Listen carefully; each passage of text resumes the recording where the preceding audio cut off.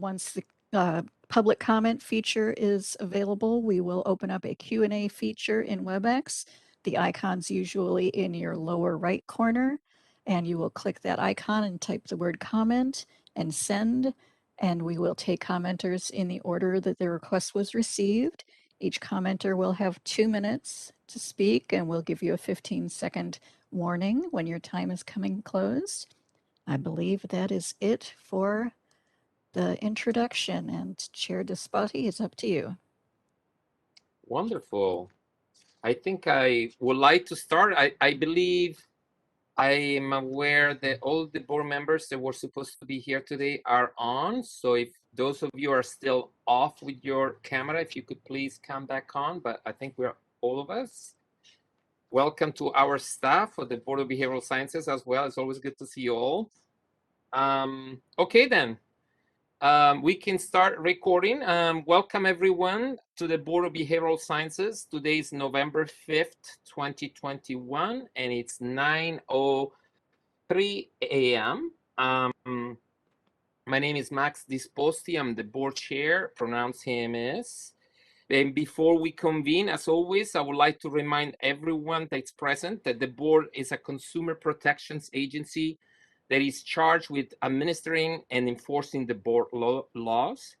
Where protections of the public is inconsistent with other interests sought to be promoted, the protections of the public shall be paramount.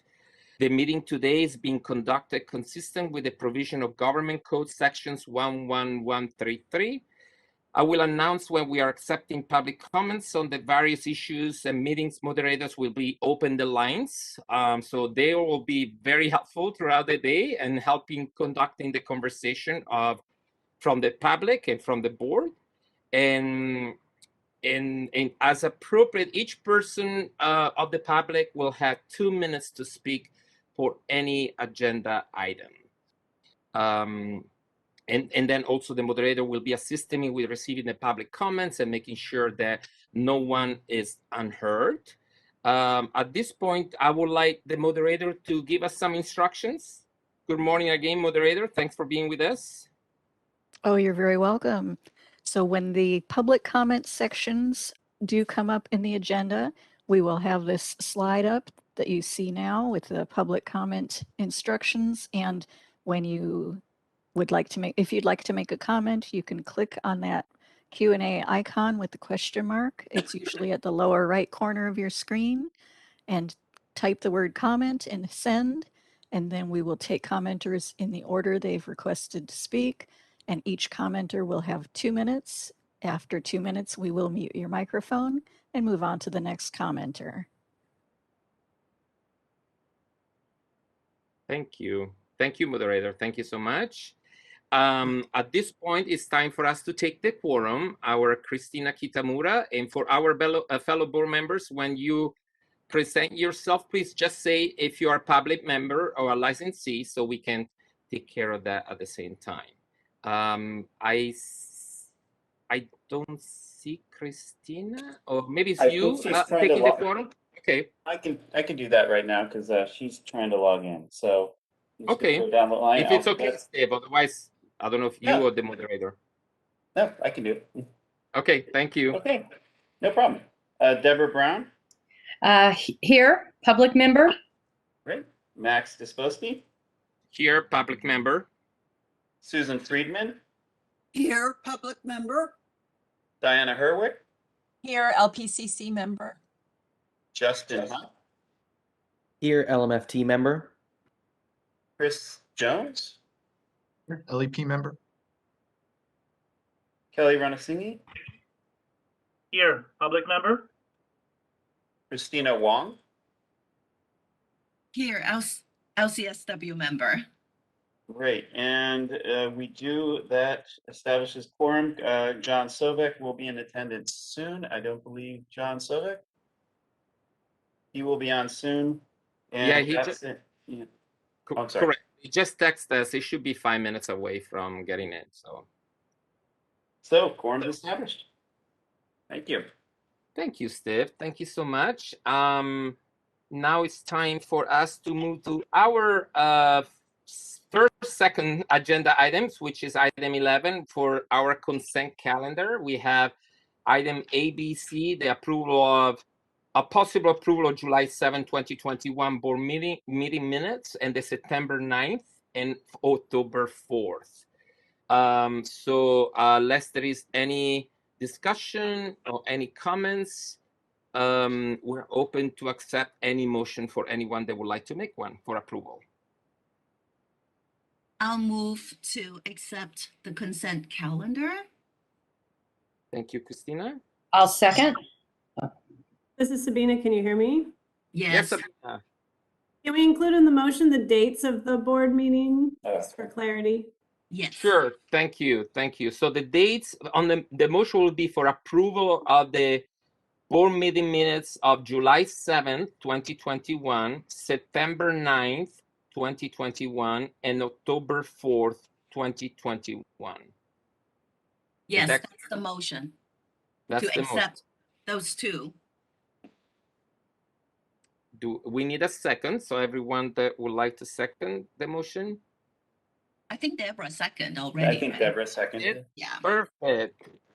I'm waiting for the coffee to kick in, so. Okay, then Christina or Steve, if we can call the vote, that would be great. think I'm Christina gonna- is here. I Oh, just do good. not have video. Still working on that. I'll Hi, take Christina. Crystal Anthony is absent today. Deborah Brown, Yes. Max Disposti, Yes. Susan Friedman, Yes. Diana Herwick, Yes. Justin Hupp, Yes. Chris Jones, Yes. Kelly Ranasinghe, Yes. Wendy Strack is absent. Do we have John Sovek yet? No. Okay. And Yes, he's here. He He's is here. in the meeting. okay. I am Johnson. here and I abstain. Thank you. Christina Huang, Yes. motion carries.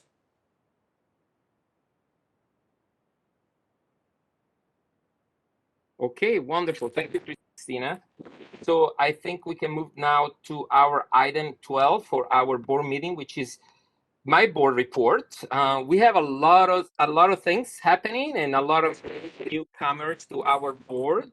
So I would like to introduce you to our newest board member, which is Justin Haft. Hi, Justin. We saw you yesterday, but we didn't have the opportunity to introduce you formally. Justin was appointed as one of the board LMFT in the board position. He will be assuming Jonathan Maddox's seat. And Justin has been a marriage and family therapist and clinical program director of Creative Care Calabasas. Am I right? Is that how you say it? Since 2016. And adjunct lecturer for the psychology and sociology departments at California State University of Fullerton since 2016.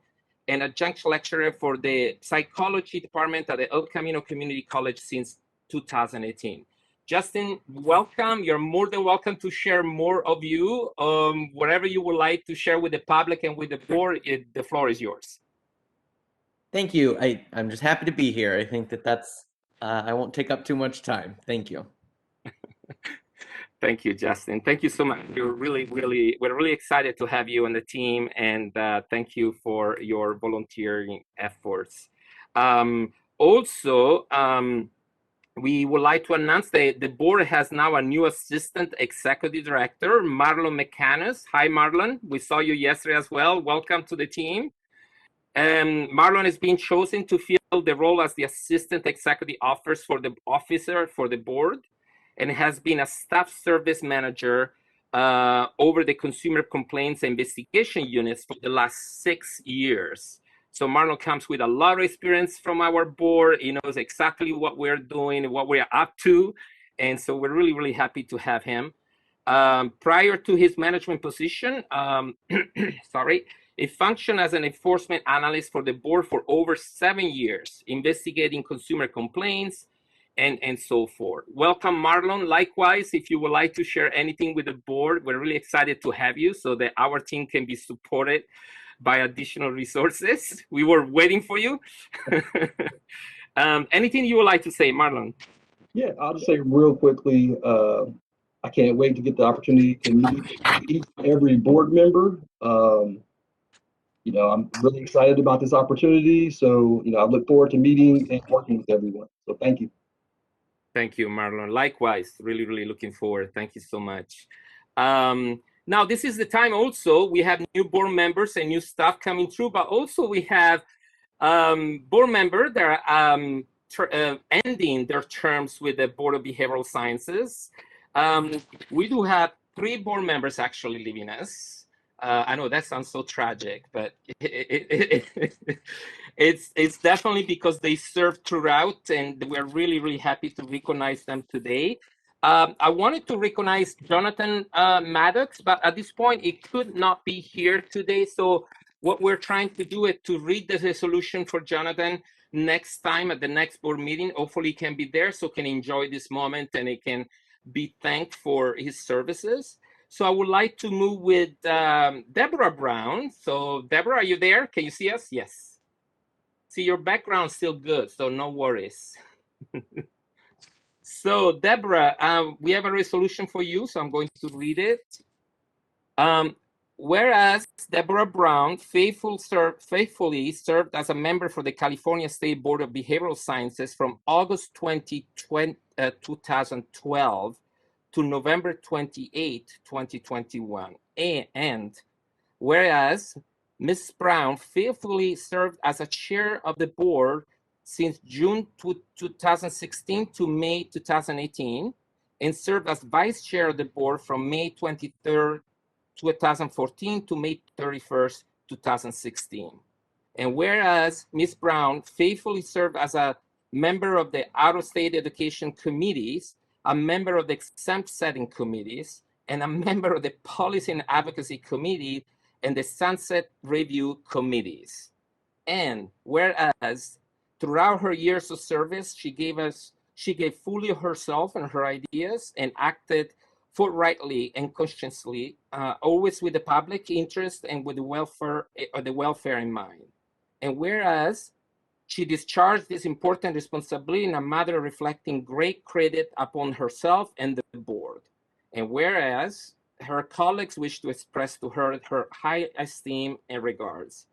Now, therefore, be resolved that the 5th day of November 2021, that the members of the California State of Behavioral Sciences express heartfelt appreciation to Deborah Brown for the outstanding contribution she made during her term of services to the board. Thank you, Deb, for your services over the years. And thank you so much. And obviously, we would like to hear from you because this is a very important moment after this many years of dedications and commitment to this board. I came to this board many years ago, and you were there along with Christina Huang, really leading the way of this board and the legacy that you leave behind, both of you actually. But Deborah, the floor is yours. So we're here to hear from you. Once your mic is on. Still haven't mastered that. And I teach on Zoom, still haven't mastered it. Last night I got out my calculator and I figured out I'd spent the last 15% of my lifetime on this board. And it was, that's when it came to me. This has been a long time. It's almost been a decade. Christina's going to outdo me a little bit. But I think that goes to, and it's a shout out to the governor's office and DCA on making sure that the people they put on this board are those that are really, truly, truly committed to do the work and to look out for the public. And that's why our board members stay so long. We're not in and out. We have a long legacy of being here for a long time, and it adds continuity. And you guys, I know that it's in good hands because from day one when the new board members come on, it's obvious you've read up, you've watched, you've listened, and it's going to carry on. So this is a sad day, but it's also, as you might guess, for every day on the board, something else has already taken its place for me to move on and do other things. But I'd just like to also, I was not here last November for various reasons, and I never got to say goodbye to Kim. And I worked under Kim, other than Stephen, for my entire time on the board. And I'd just like to shout out and say, Kim, you are amazing. And thank you for your service for all the years you were on the board. And we're in great hands with Stephen. Great hands with Stephen. And I'd just like to do a shout out to all the staff. So professional. We have learned so much. You have taught us, at least for myself, I'll only speak, things I never knew, and I'll carry forth with me forever. So thank you. The staff is just brilliant and dedicated, and we couldn't have gotten through some of our tough times financially and everything else that the state of California has been through in the last decade without the dedicated staff. I know most of you I don't know very well. I think, John, I've met you in person once, and Crystal a couple of times, but she's not here. So from what I know of you on WebEx and Zoom, it's been nice knowing you, and you're going to find that you're going to make lifelong friends on this board forever, because we just have that much in common. And so thank you. It was an opportunity to serve, and it was an honor. And I will go gently into the night. Oh, thank you.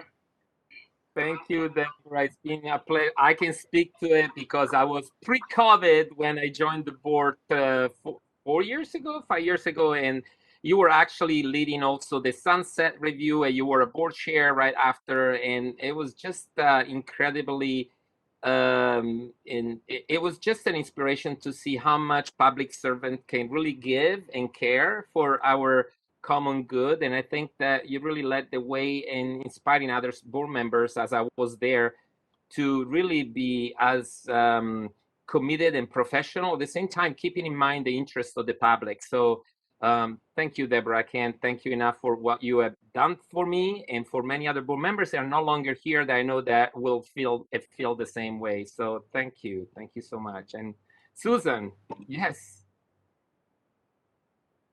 Susan, the mic is off. Yeah. Gotta remember that. Deborah, I wanted to say to you first and foremost, I was always jealous of that furniture and all that background you had, and now I'm so disappointed to know that it's not really you, but I know it wasn't really you. I'm only kidding. I will really miss you because even though I don't know anyone on the board personally, because the entire time I've been on the board, we've been on the computer. So I have never seen anybody face to face, but I really felt like I got to know you just from the things that you said, which were always so perfectly placed and perfectly said about whatever the subject was we were on. So I really want to say thank you for that, because you really helped me to learn a lot about what this board does and the responsibilities of being on this board. And I will miss you a lot. I really wish you were going to be here for the rest of the time. I know this is the way things work. So thank you so much for everything, and know that I know you're a teacher, but you've actually been somewhat of a teacher here too, because I've learned a lot from what you've said. So it's not goodbye, because I hope that somehow or other we will get to meet one day. Thank you, thank you, thank you. Thank you, Susan. Thank you. I also, if there are any other board members that would like to say anything, you know, it's really up to, yes, John. Oh, Deborah. So my very first board meeting, Christina Kitamura had set up our assignments for our seating, and she just gently guided, said, "You're going to be sitting next to Deborah, and she's just going to help guide you through this." And that was my first meeting. I didn't know what was going on at all. And you were my guide that day. And I think having your calming presence, your just being there, kind of nudging me, saying it's okay to ask a question if you have a question. All of that on that very first day, I think set me up for a beautiful experience in the board so far. So yes, we've only met once in person, but it had a really great influence on introducing me to the board and what we can be as a board. So I personally just thank you for that. Thank you, John. Isn't that weird that, I mean, sometimes I forget that really some of us haven't met in person because of COVID, and it will be really interesting when we all reconvene in person, I hope, sometimes next year. So that will be really an interesting gathering. But thank you, John. Thanks a lot. And I think I see all of you. If there is Miss Huang. Of course, Miss Wong has to talk, right? So Deborah and I worked together for, Deborah came after me. So, so if Deborah worked close to, more than 9 years, that this is also how long, I worked with Deborah. So, Deborah and I, Deborah was my vice chair, way back when. And then, Deborah became, the chair. And so we had a lot of very intimate conversation about, the board, really supported each other. And so, I'm always, very impressed with Deborah's very methodical thinking.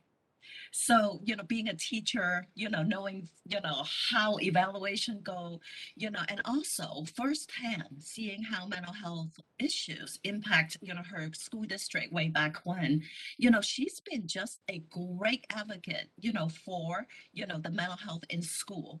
And so many of you, probably, didn't know, but, Deborah, used to work in a school, and now she's a, a teacher trainer. And so, a lot of these, work with BBS actually, started to really spill over, to her project, with,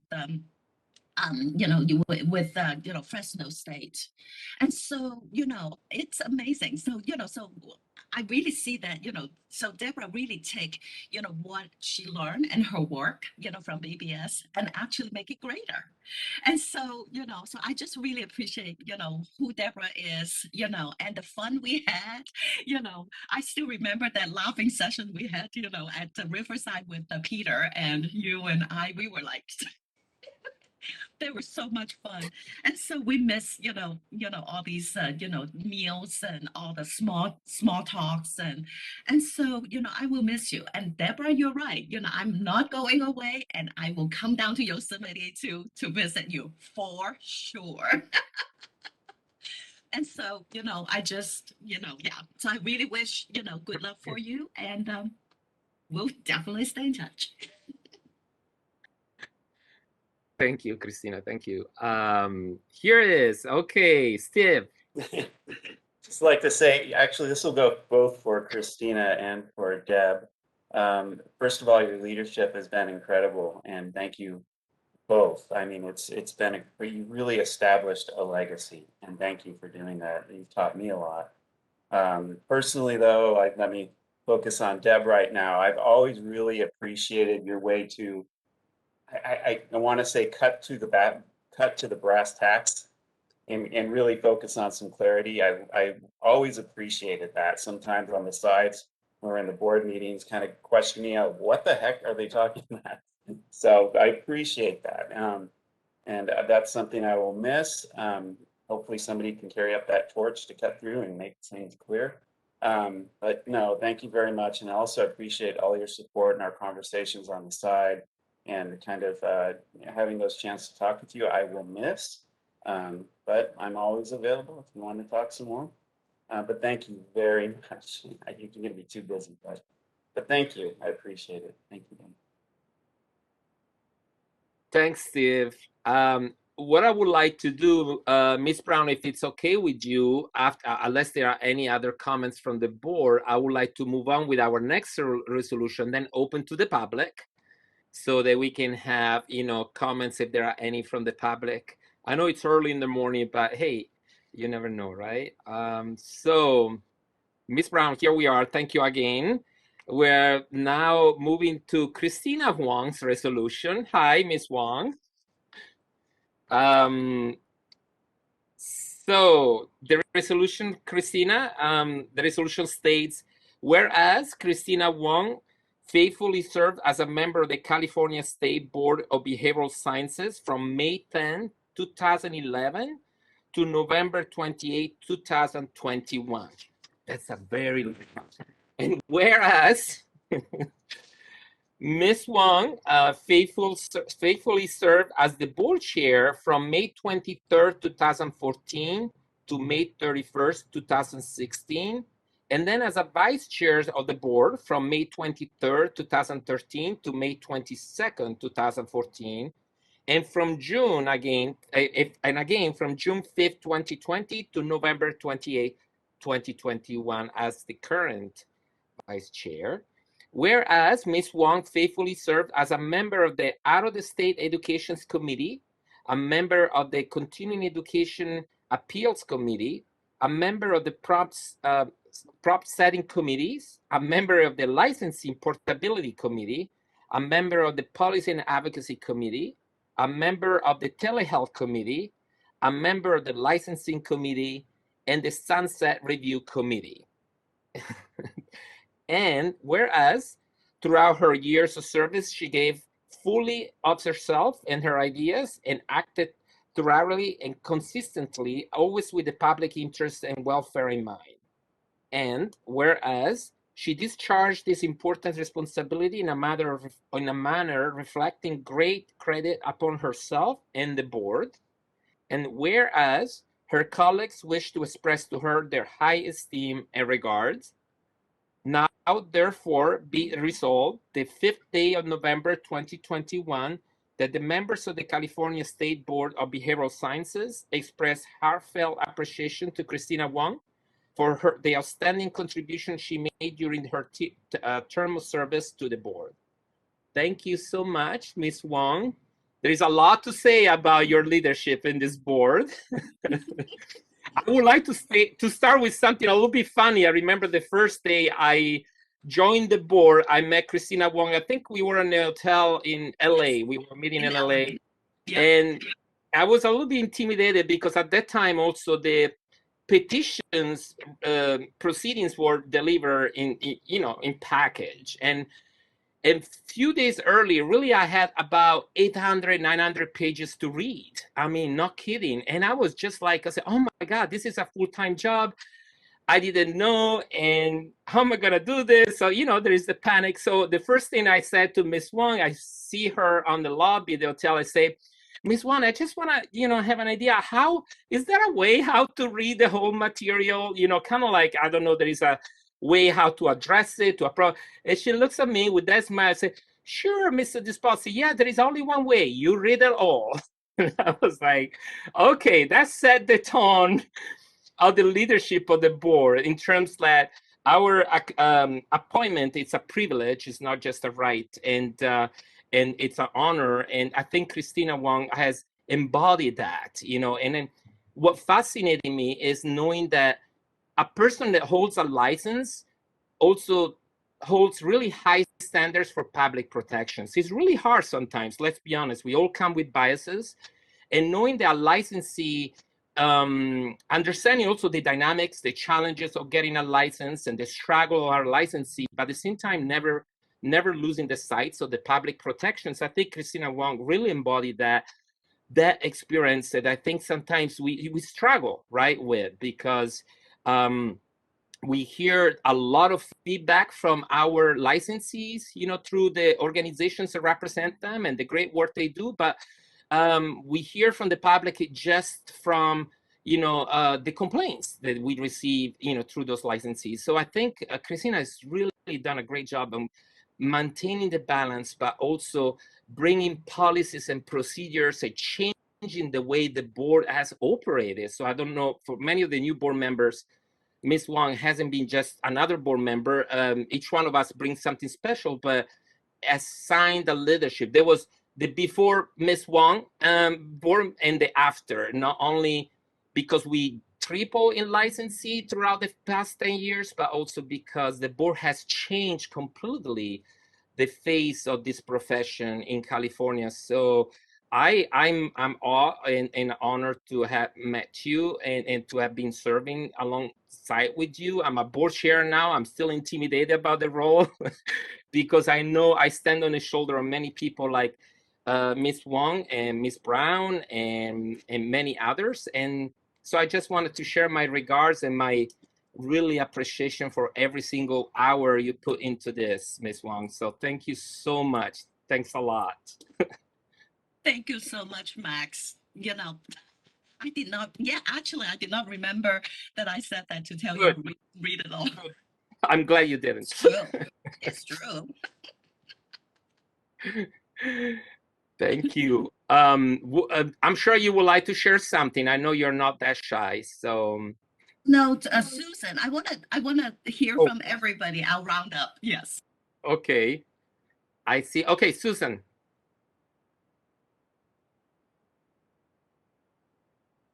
I just want to say that it was obvious to me from the beginning that Christina absolutely knew everything. And so whenever she had to say something, it was perfectly pointed and astute. And no matter what the subject was, she seemed to really know about it. So I began to listen very, very carefully to everything that she had to say, because I knew that this was coming from a source that I absolutely trusted. I also got to work with Christina for a short time on the telehealth committee, which was really very, very interesting because I had a totally different idea of what we were going to be doing on that committee.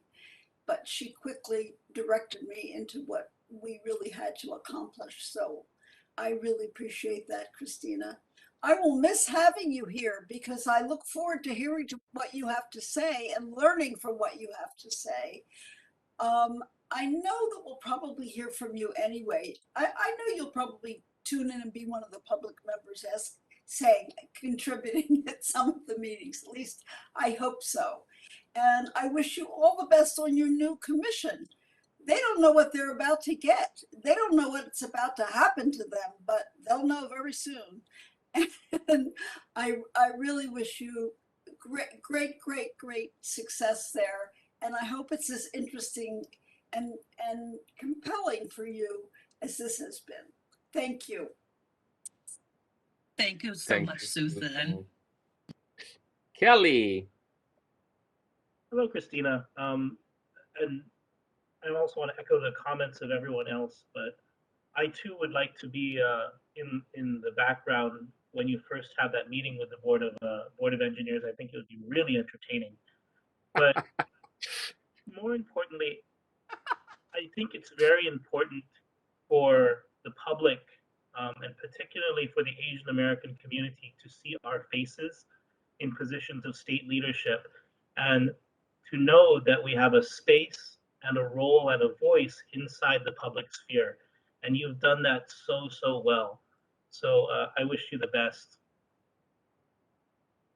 Thank you so much, Kelly. It takes one Asian to know the other Asian, right? Very well said, Kelly. Thank you. I'm looking around and see if there is. Let me see. Oh, okay, Chris and then Deborah.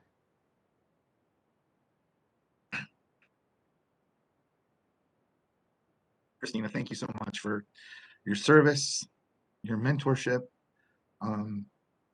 your knowledge. It's beyond anything that anyone could hope to learn from.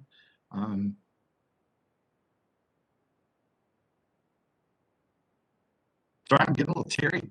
I didn't think that was going to happen. Anyway, the long talks that we've had is I've come onto the board. Sorry, I didn't realize it was going to be this teary. I can't thank you enough for just spending the time that you've spent with me to help me get a sense of what this job is and to really just to sit and watch you do your thing, the insight that you have, and the perspective that you have as a clinician, has been incredible to watch, and I feel so honored to have been a part of that. So, excuse me, I'm sorry.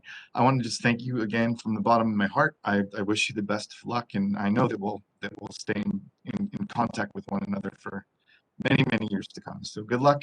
And everyone's right that your new commission, the engineers have no idea what they're in for. I do want to be a fly on the wall on that first meeting. It's going to be great.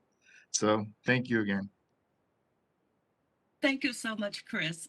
I have to say something to Chris directly because, when I know Chris, he actually was the advocate, for the, for the LEP supervision bill, and we, and Chris came many meetings, and so Chris actually had a really, different perspective, from the, from the advocacy side of it, and then realizing that, oh my God, this is completely different, and so, so we just have, a lot of like wonderful conversation, about, basically the board's role and, how different it is, that's, and actually put it this way, how wonderful it is that, Chris actually have that inside experience, bringing legislation, ideas to the board, and we basically adopted, from the board side.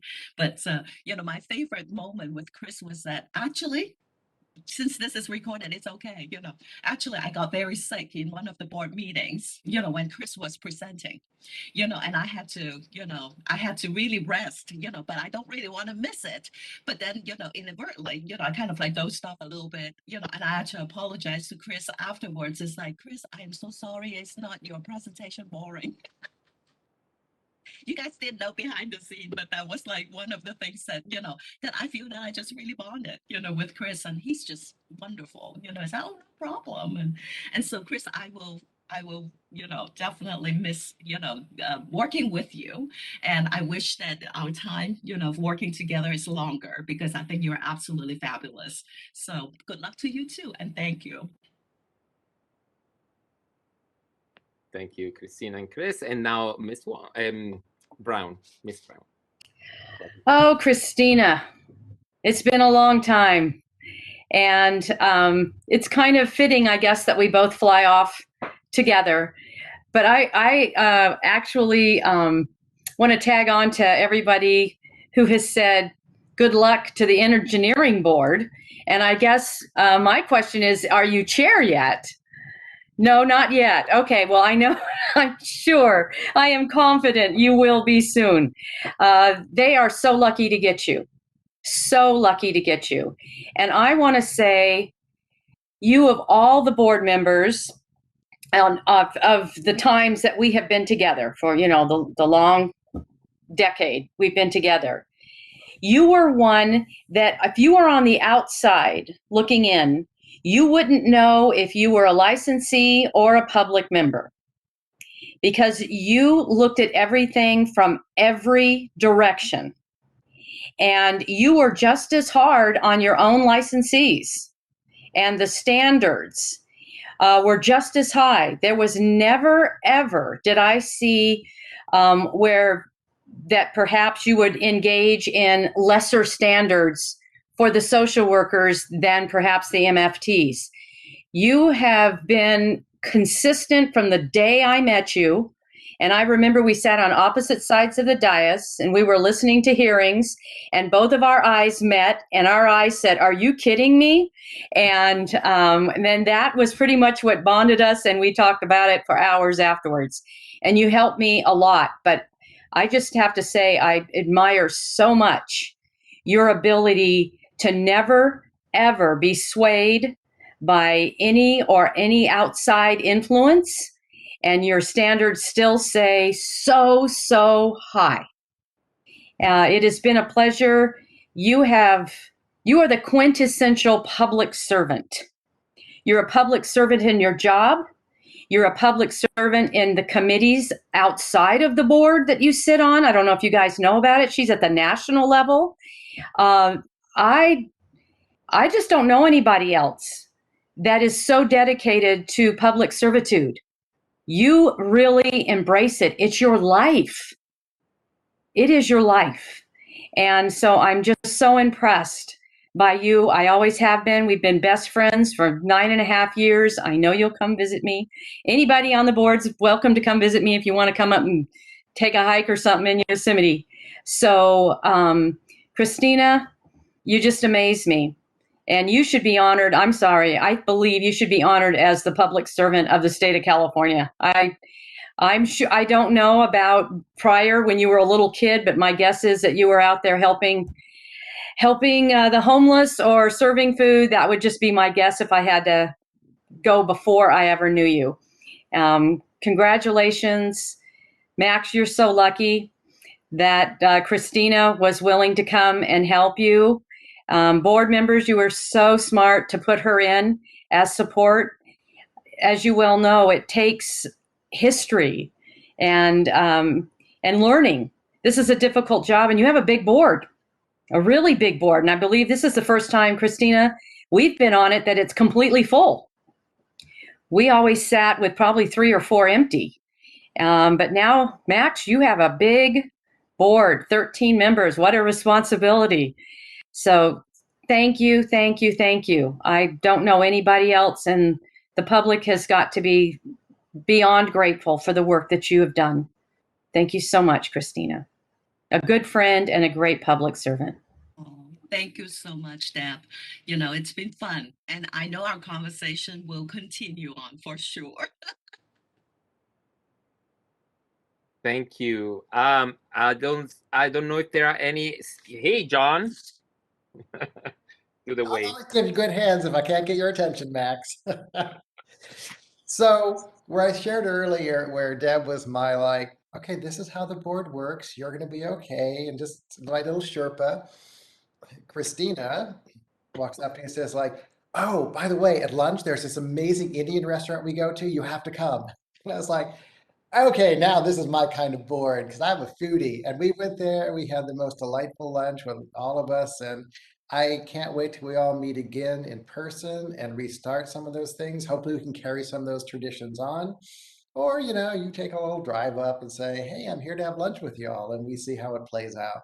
I want to thank you not just for your work here, but also for an amazing text thread that has gone on for a while now. Christine and I keep ourselves entertained quite often. And so I just want to thank you for that. And I know that this text thread will continue on long after you leave this board. So thank you. Thank you so much, John. You know, that Indian restaurant's pretty amazing. So I think, Steve, when we meet back again, I think all the old board members should be flown, to Sacramento and, just to have lunch. I'm serious. We got money, so we got travel budget, so, all right. No, Steve is having a heart attack. Oh, hi, Steve. It's like, I'm flying. No, we do need to get together. And honestly, I think after all this is over, I do want to have kind of like a family reunion of sorts and bring everyone back that we didn't have a chance to say goodbye in person. And to have that Indian food lunch. What was that? You have to tell me the restaurant. So Christine, kind of echoing Deb's, she did a really good job of kind of explaining how you are like the quintessential, I can't even get that word right, but the utmost public servant. I wish DCA could probably use you as in the board member training, as bring you on to kind of give hints and stuff, because it's amazing. As you can see too, I mean, she's already been appointed to another board. They want to keep her going. So, I mean, I've really appreciated you. Thank you for all the support, also for the conversations. Really, what I really appreciated with you is that you really did take the matter very seriously. Always so well prepared, and the big thing is questions. You just had so many questions, which is great. I mean, it was good. I think a lot of times you were the one that kind of started the conversations going, and that's what was really important in the board meetings and the committee meetings. I wish I would have taken some time, a little bit more time to look at your history with the board, but I think you actually have made some milestones as having the most leadership positions with the board and being so active. And I know we talked about that the other day about you just don't want to slow down. I'm like, gosh, you got.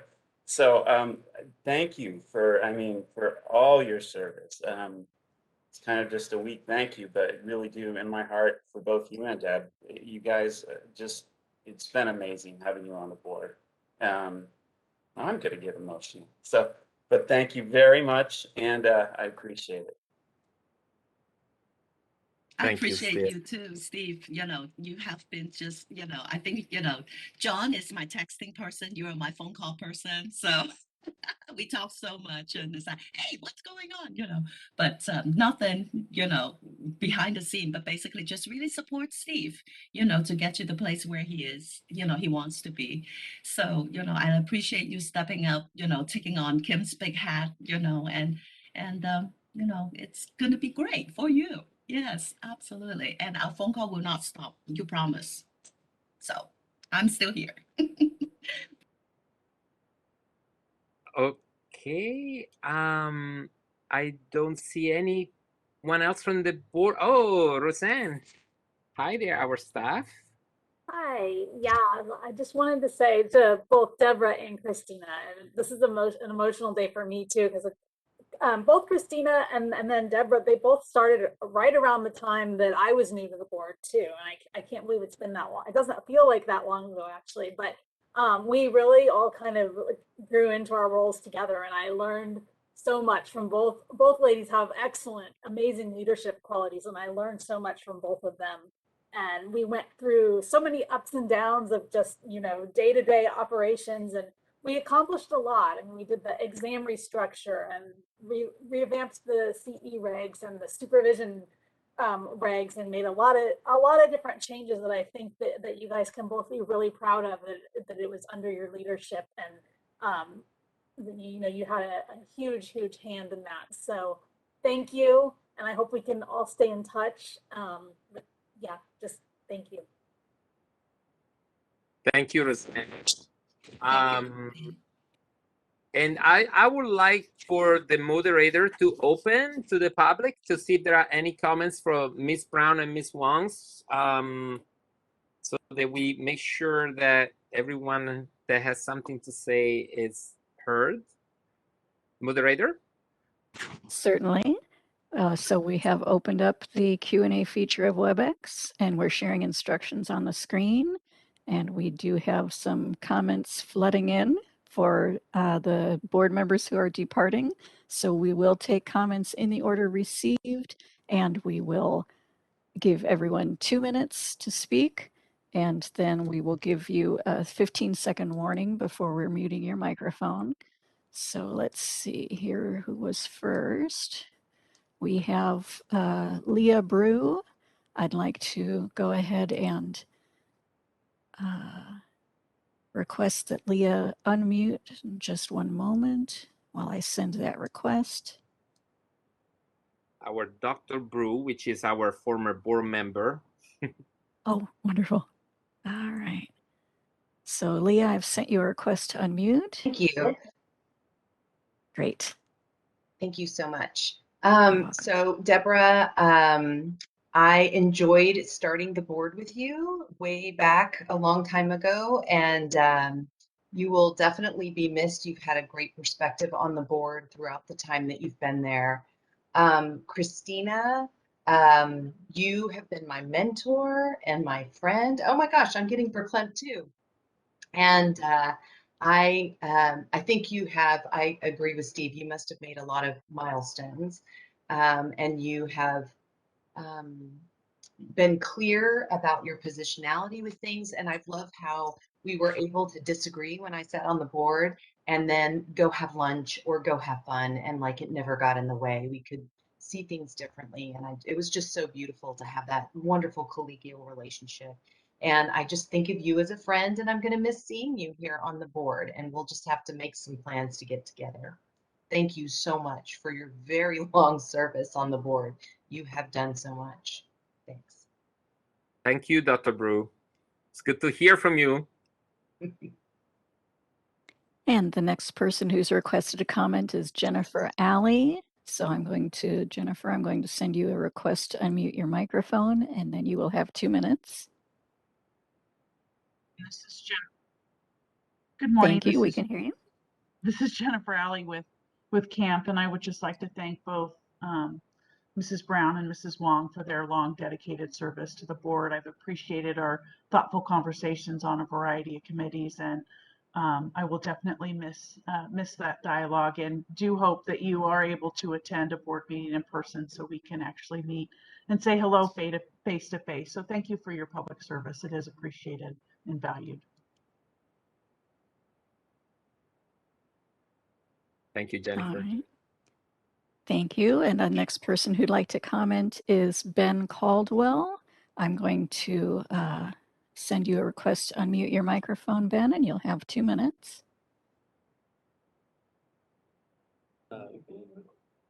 Thank you. We can hear you. I want to echo what Jen and Dr. Brew were saying. Ms. Brown, Ms. Huang, I've had the chance to know you in these roles for a long time. I'm Ben Caldwell, licensed MFT, by the way. I always leave that out.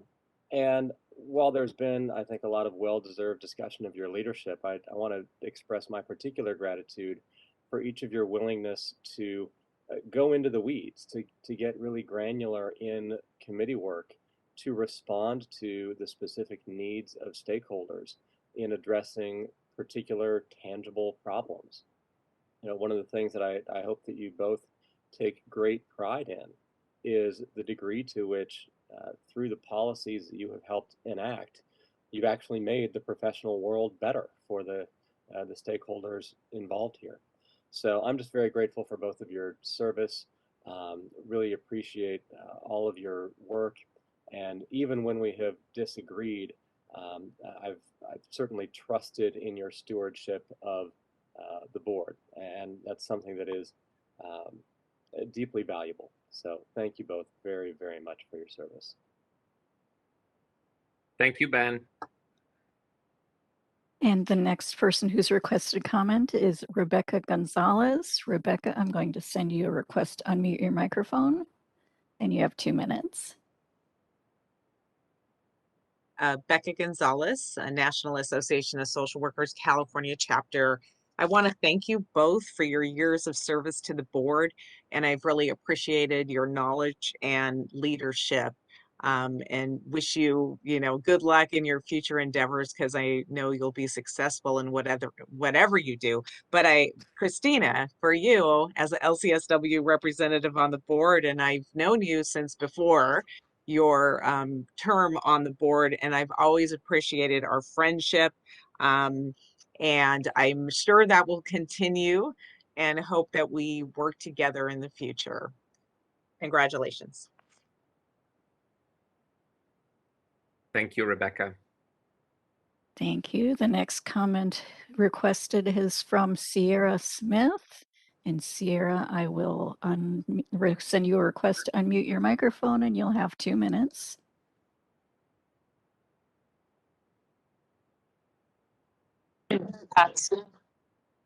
Yes, we can hear you. With Open Paths Counseling Center. And I just wanted to take a moment to appreciate Ms. Huang and Ms. Brown, both of your consideration of community mental health and how deeply you all listened to our concerns, particularly when we came up and presented in front of you a few years ago. It's been, I guess, 4 or 5 years now, and coming down and visiting the counseling centers and really taking a deep dive into how we work and the nuances of it. I felt a lot of support in what we're trying to do and the changes we're trying to make in community mental health. And I've appreciated the advocacy and support along the way. And I just wanted to acknowledge that. Thank you both. Thank you. And we did have a hand raised from one of the call-in users, although I don't see the hand any longer. So that may be all of the requests for public comment that we have received. So shall I close the Q&A feature? Yes, moderator. Thank you so much. Thanks. You're welcome. For your... So Max, would you like me to talk a little? Of course. I wasn't expecting anything different. Thank you. So thank you so much for, giving me this time, to share a little bit about the journey being on the board. I still remember that day when I got a call from the governor's office and, told me about like, hey, we have this position open, so would you like to apply? And I'm like, I remember, I was just dumbfounded. And I was telling my coworker, I said, "Oh, the governor's office called me. They must have called also a million people. So what what matters, right?" And then I realized that, down the road, it was such a big deal. And I was just very, very proud that, I was, chosen, to be the LCSW member for the board. And I also remember that when I attended the training, for the new board member, one of the things that got stuck with me forever was the fact that that the trainer said, for those who are especially the professional member, you need to take your job very seriously, because if you don't want your job, there are millions other people would love to have your job.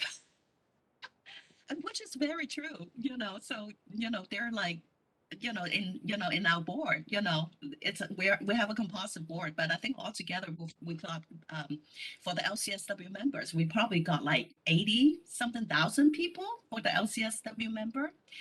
Being one or the two, to be on the board is just it's a tremendous representation. So I really, embrace that opportunity, and I'm a lifelong learner. I love to learn from people. I love to, just get to know new things. And so, I just really embrace this opportunity because I know that, this is not forever. And so I'm really glad and proud of myself that I'm making, I made the best I could, and I contributed the best I could. On a more personal note, I told Steve yesterday, that, you guys didn't know, I struggle, health issue. And a lot of my health appointment actually was like kind of scheduled right between the board meetings. So when I went away, you didn't see, any medical thing happen. Steve, I know you shake your head. I came back, just like as normal. And it's just going to happen again, And so, so I think that is my dedication. And I'm really want to thank, the board, allow me to, to just serve. I never look at myself, as bigger than the other people. And I just, and I, one of my focus, when I came on board was really trying to, create a culture, that, with humility, with willingness to listen, that equality, and so we can actually have a true collaboration. And so, and I also learned very quickly, that as a licensee, as a professional member, it's really not just about me protecting, my fellow members. It's really about striving a balance, how do I protect the public, and yet also making sure that, we do the excellent, competent mental health services, to set the standard. And so, I'm really glad that I had, the experience to do that. And there are many accomplishments, throughout my career. I mean, my career, my time, my service with the board. I don't have to repeat that. But also, I don't think that I would have this positive experience, without, the committed board members, and the staff and the associations, So, it's been such a fun journey, and Deb is right, there are times when it's like, we would just look at ourselves and go, what the heck, And so, but it's really that positive experience for me, really is a combination of all the good work that everybody does, and like Steve, so, Steve, you and, Roseanne is another one that I just, adore so much, even Christina Kitamura, way back when Kim, this, and also Cesar, and, our many of the, attorney, like Sabina, way back when we have Diane. And so, they are just, I don't think we can actually operate the board without them, so, you know, and I love going to the office and, you know, say hi to all the staff. And, you know, before those staff retired, like Marsha and, you know, and Paula, and, you know, just say hi to them and, you know, greet them. It's just such a wonderful feeling. And so I'm very proud that, you know, the board now, you know, is, you know, in a very good hand. And, you know, and I think we're going to evolve into a very new stage. You know, we have done a lot of the foundation. And yet, you know, with COVID, with, you know, just the whole telehealth thing, I think it's bringing a lot of the new opportunities, you know, for the new board to continue to tackle. And so, you know, again, hopefully, you know, you guys can continue that tradition, you know, how we can listen very carefully, you know, to our consumers and to our stakeholders. And yet, you know, be able to, you know, to balance these very, you know, the two, the consumer protection and yet also, you know, the competent mental health practice, not really go together sometimes, doesn't feel like it sometimes, but at the same time, I think that is really our job. And so, you know, I think you're in very good hand. Roseanne is still going to be working with you all. Roseanne you're just amazing. You know, to me, oh my God, Roseanne. You're just so smart, and you know I cannot find anybody do any better job, you know, than you for your legislative and, you know, analysts. And by the way, you guys know, you know, Roseanne's, you know, the format, how she presents has been like a prime example, you know, to send to the other place that how a piece of the legislation should be analyzed. And so our BBS board, you know, has tremendous, wonderful staff. So I think you guys will be really, really good. And so, and with Marlon, you know, bringing on board, you know, so I just really feel that they're going to be like new, fresh impetus. And so professional organization, don't stop talking with them, you know, continue to do the good work. And the most of all, I want to really thank the governor's office for trusting me, you know, and also DCA, you know, the you know, Carrie and, you know, Christine Lally, way back when we worked so hard together trying to tackle some personnel issue. And so, you know, so I really want to thank everybody, you know, giving me the opportunity, you know, to really be the wacky Wong, you know, that's who I am. So thank you all so much. And see, you know, you cannot do without, you know, my little Wong joke, right? So thank you all so much. And I will miss you all tremendously. And by the way, Leah, you know, yes, we will be good friends. So, thank you. Thank you. Oh my God, Christina, never a dull moment. And it's always hard to follow you because you even took this opportunity again to share and educate and give us a sense of what the board is all about. And every time I hear from you, it re-energizes, you know, our scope, right, of interest too. So thank you, Christina. It's hard to move on from this into another item agenda, but I know you're still with us for the rest of the day, and also I know your interest will cross over the board in all the conversation we'll have with our committees and policy advocacy committees and many others. So thank you, Christina, again. So we're moving now. I would like to do like the next presentation that take 10 minutes break, if it's okay with all of you, but I would like to introduce now, we have item 13 in the agenda from the Department of Consumer Affairs. It's an update. I believe we have Brianna Miller with us, or maybe about to be with us, that it's supposed to present this agenda item. Steve, am I correct? Correct. Brianna is being promoted, I believe, right now to.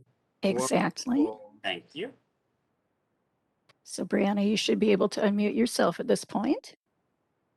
Ms. Miller, thank you for being with us. And as soon as you're on, the floor is all yours. Here we go. Can you hear me now? Perfect. Okay. Yes. Being a pesky mute button kept muting after I clicked it. I'm with you, Chair Desposi. That was such a lovely discussion, and I don't know how I feel about following it. Right. But I'm very happy to be with you all today. Thank you for having me. Likewise. So I will dive right in. Good morning. I'm Brianna Miller with Board and Bureau Relations at the Department of Consumer Affairs. Thank you for allowing me an opportunity to provide a department update to your board today. And before I get started, I would like to first welcome Justin Huft as the newest member of the board. Congratulations on your appointment and thank you for your willingness to serve. And I would also like to follow suit in recognizing members Huang and Brown and member Maddox. Thank you on behalf of the department for your years of service on the board. The Department of Consumer Affairs really greatly appreciates your service and your commitment to consumer protection. So moving on to my update, first I'd like to talk a little bit about COVID-19 safety measures and telework. DCA appreciates all board members, committee members, and staff who have continued to serve through a pandemic that has affected us all in many ways. We're working together to find the right balance of staying connected and productive while keeping safe and healthy. DCA and its boards and bureaus continue to look to the future and use lessons learned to identify long-term efficiencies and policy changes. Staff are working in the office to provide the most effective consumer protection and public service while also utilizing telework where appropriate. Next, I'll discuss testing and vaccination verification. To combat the spread of COVID-19 and protect vulnerable communities, California has implemented enhanced safety measures for state employees and workers in healthcare settings. State employees must show proof of vaccination or be subject to regular COVID-19 testing. DCA's testing program kicked off in early October with the launch of the DCA Headquarters 1 pilot site. Select programs are designated to test at Headquarters 1, and the list of programs recently expanded due to the capabilities of the site. Board and committee members must follow health and safety protocols if they plan to visit a DCA location or attend an in-person board meeting. Members must verify vaccination or follow testing protocols. Please communicate any plans for in-person meetings as soon as possible so that DCA can assist with coordination of teleconference options for the public, vaccination verification, and COVID-19 testing. Moving on to remote meetings. DCA recognizes the difficulty of planning for future meetings as the pandemic continues to evolve. As the law stands today, remote meetings are allowed until January 31st, 2022, after which time meetings will need to be in person in accordance with all aspects of the Open Meetings Act. We don't know what additional changes may be coming in the law, but I think we all recognize there are benefits to remote meeting options, such as increased public participation, cost savings, and a lower carbon footprint due to reduced travel. DCA encourages boards and bureaus to continue utilizing remote meetings this year to help protect staff, the health of staff, board members, and the public. And we will keep you updated on any additional changes to meeting requirements. And next, I'll discuss scam alerts. DCA has been made aware of various scams affecting boards and bureaus. We have shared information about these scams on the DCA website and social media. Please take a moment to visit the DCA Fraud Alert website, which you can find by going to DCA's website, dca.ca.gov, to learn about these scams and how to protect yourself from malicious individuals. And finally, I'd like to provide you all with a reminder about required board member trainings and the learning management system. So as a reminder, 2021 is a mandatory sexual harassment prevention training year. This means that all employees and board members are required to complete the training during this year, which is rapidly approaching its end. Board members can access the training through the Learning Management System, or LMS for short, which is DCA's training portal. We have created profiles for each of you in the LMS and informed your executive officer of the steps you would need to take to log in and access the training. And Board and Bureau Relations is also happy to assist you with any questions or concerns you have about using LMS. So that concludes my presentation. As always, Board and Bureau Relations is here to help you. And if there's anything we can do to assist your board, please do not hesitate to reach out to us. And with that, I'll hand it back over to Chair Disposi. Thank you for your time.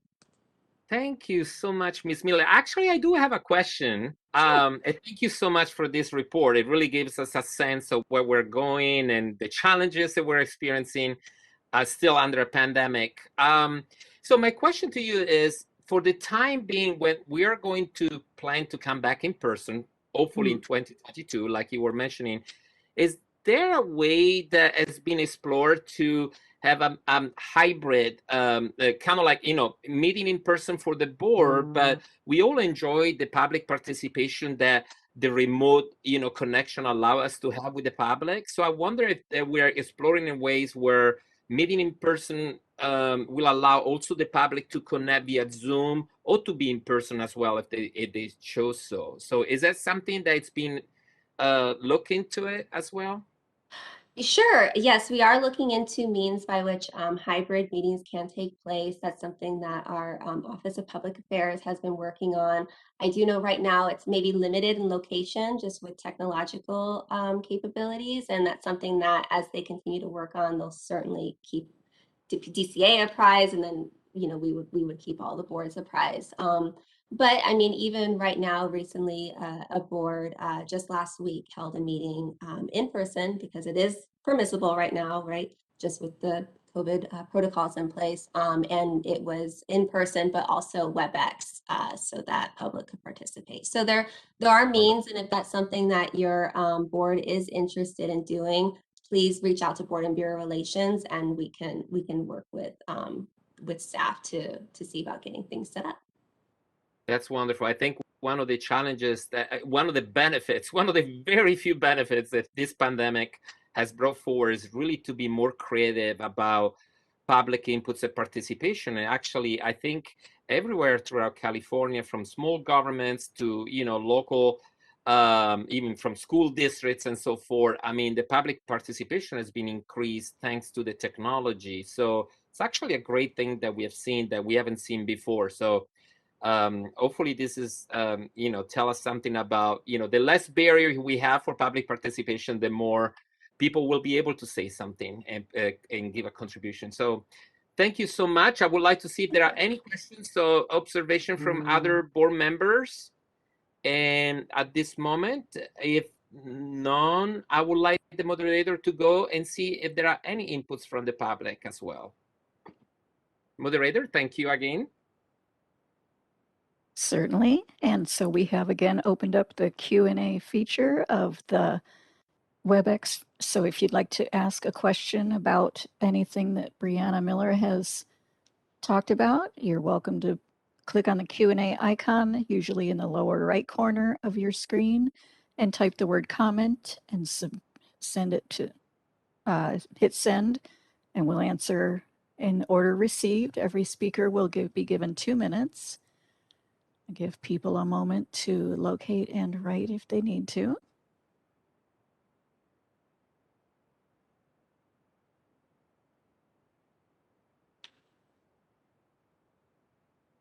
And I see no requests for public comment. Shall I go ahead and close that feature? Yes, sure. Thank you. Thank you so Welcome. much. And then we're back here. Ms. Miller, unless you would like to add anything else, I think we're good. Sounds good. Thank you for your time. I appreciate it. Thank you. Thank you. It's always a pleasure to have you here with us. So thank you for being with us. Thank you. Okay. Follow our report with Steve, our executive report, but I would like to suggest a 10 minutes break. We have been going on for an hour and 20 minutes. So I think maybe 10 minutes will be okay. It's 10:15. If we can reconvene with the public at 10:25. For those of you that are listening and watching, you're just, stand by and take your break as well. And then we'll see you all at 10:25. Thank you all.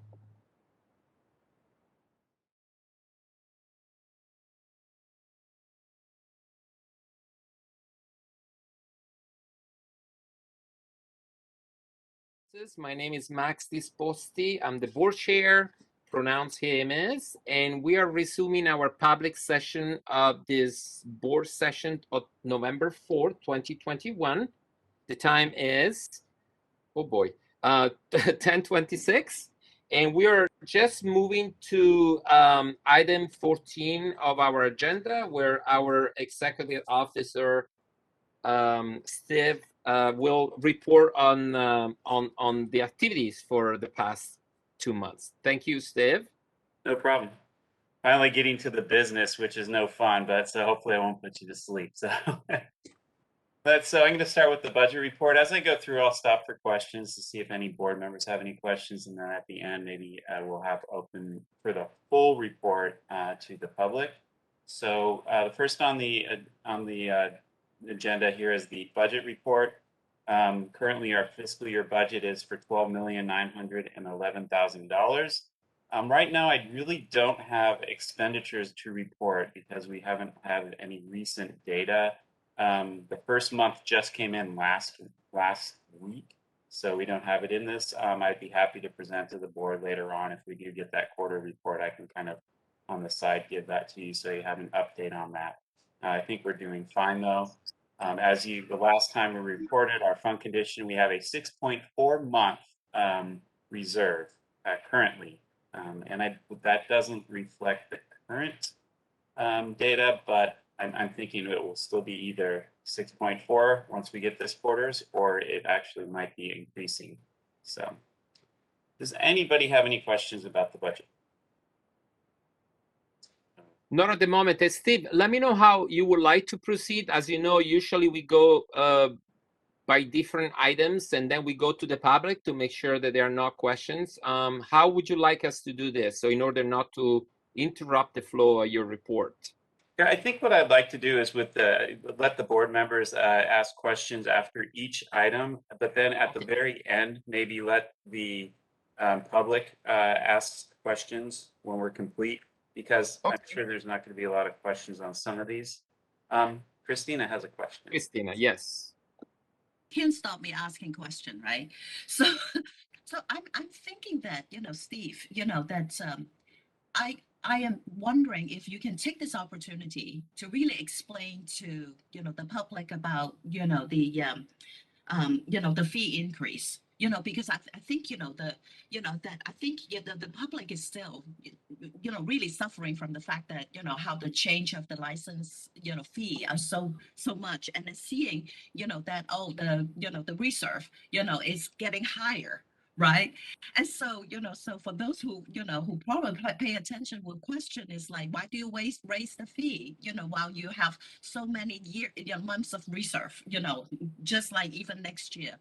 So I'm thinking that, it would be a good, probably just a quick recap, why we have to raise the fee and, and how, and, in relations to, just the reserve. You're putting me on the spot. Thank you, though. It's a good question, and definitely people are. No, it's a good question. Basically, we did go through the process of raising the fees. It was an extensive process. We got a third-party vendor coming in to a third-party contractor to look at all our fees and our structures. And then the presentation, what we received from them is they gave us an idea of what they thought our fees should raise so that we can actually keep solvent over the next 5 years. Because at the time, we, as of last year, I think, if I remember, we might have been insolvent. So that was good. The board took it upon themselves, though, with the recommendations that were made by the contractor.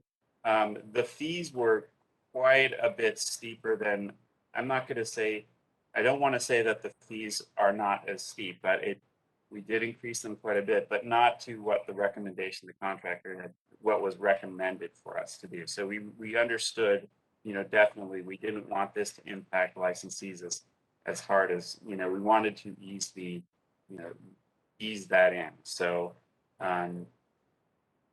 so as you see, there's a 6.4 month reserve. That is basically for a kind of like, and we have to have at least a 3-month reserve for unexpected issues.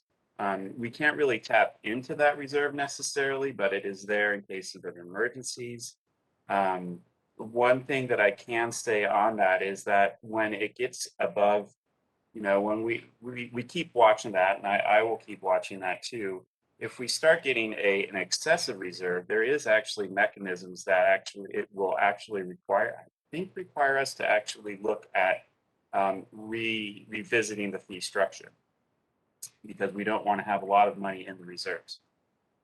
One of the things that I am looking at, and additionally for next year, is that I do recognize that I believe there are some additional positions that the board might need to assist in, application processes and such. And I will be looking to do a budget change proposal, which will then actually, adjust and have us be able to spend some more of that money.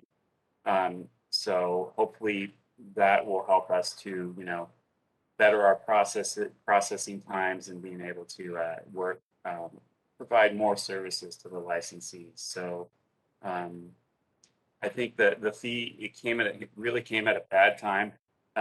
Unfortunately, we hadn't raised the fee for 20 years though. And looking at, what other boards and what other license types actually have to pay for renewal fees, we're finally somewhat comparable. I mean, even some of the fees are less than a lot of the other boards. Not to say that it doesn't impact, especially like registrants and stuff. We do understand that. So definitely I keep that in mind when I look at the budget, look at the fees. So I hope that explained a little bit. I don't know what else you would, is there any other questions on that, or is that? Thank you, Steve. I would like to add, if it's okay. Yeah, you said about, first of all, the 20 years, the fee was not touched, and we were going to become insolvent. And then also there is the issue that every time there is a raise fee, there is such a long process. They took almost 2 years, and then COVID hit in the middle of it. To balance things out, the BBS took a lot of precautions about extending the payments or for the licensee. There are a lot of things that we put in place to facilitate because of COVID, and also by postponing the payment of those fees. But at the same time, we don't want to undermine the impact that it's having in our licensee. This is not whatsoever. It's been very painful process because we were from the decision of being solvent and not being able to actually operate as a board, which will have caused even more damage to our licensee by not providing services. And then we have people that work as at home, working from home during COVID and all of that. So it's been definitely a big challenge. So we're hoping that people that are listening also, they are still able to participate and share their stories and their challenges with us. We welcome that. We are not we are not a stranger to those challenges, and also the many committees that we have formed where people can actually even voice how this challenge have affected them, and perhaps what other solutions we can put in place to facilitate that process. Because like you said, if there continues to be a certain surplus, maybe there are other things that can be done or not. Those are all things that needs to be discussed, and we always do it with the public. So I appreciate you, Steve, going a little bit deeper on that, because we hear it and it's continues to be an issue. But thank you. I didn't want to take too much time on your presentation. And I think Kelly had a question. Hi, Steve, this is Kelly. I was just curious, for the licensees, is there a fee waiver process? The state bar, for instance, has like a program where the licensee shows like she's below like a certain income level, like, at the federal poverty level, because she hasn't got a job. She's able to execute a waiver and request Board of Behavioral Sciences waive her fees or her license fees for that year. Do we have such a program?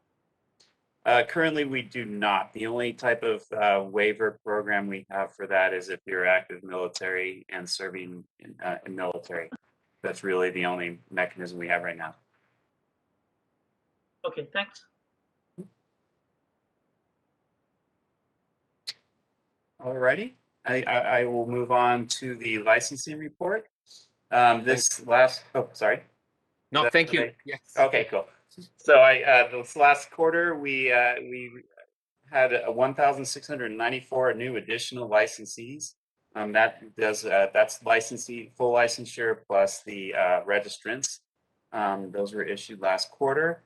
And as of October 5th, we had 126,877 licensees, and that is a 3% gain. We keep gaining. I think it's always either a 1 to 3% gain every quarter. Application volumes decreased by 19% overall, but we did still see an increase in the registration applications, which I think it's like 45% in, I believe it was either ASW or AMFT applications. So we should see a decrease in those finally. I think we're kind of out of the graduation season now. Because of that application increase, especially with registrants, our application processing times have increased a bit. So we are looking at that and making sure they don't. I think we'll see them go down the next quarter. The big news, though, is in the LMFT examination and licensure applications. That's where we have the huge backlog. First of all,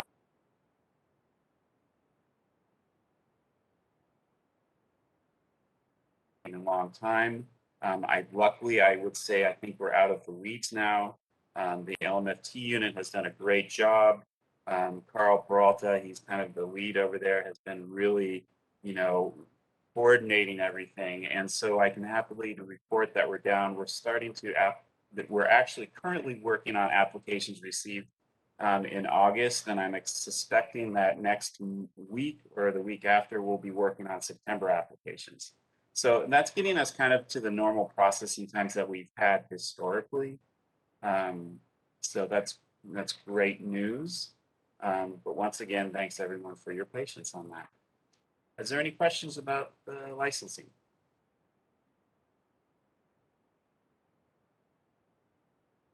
Doesn't look like, no.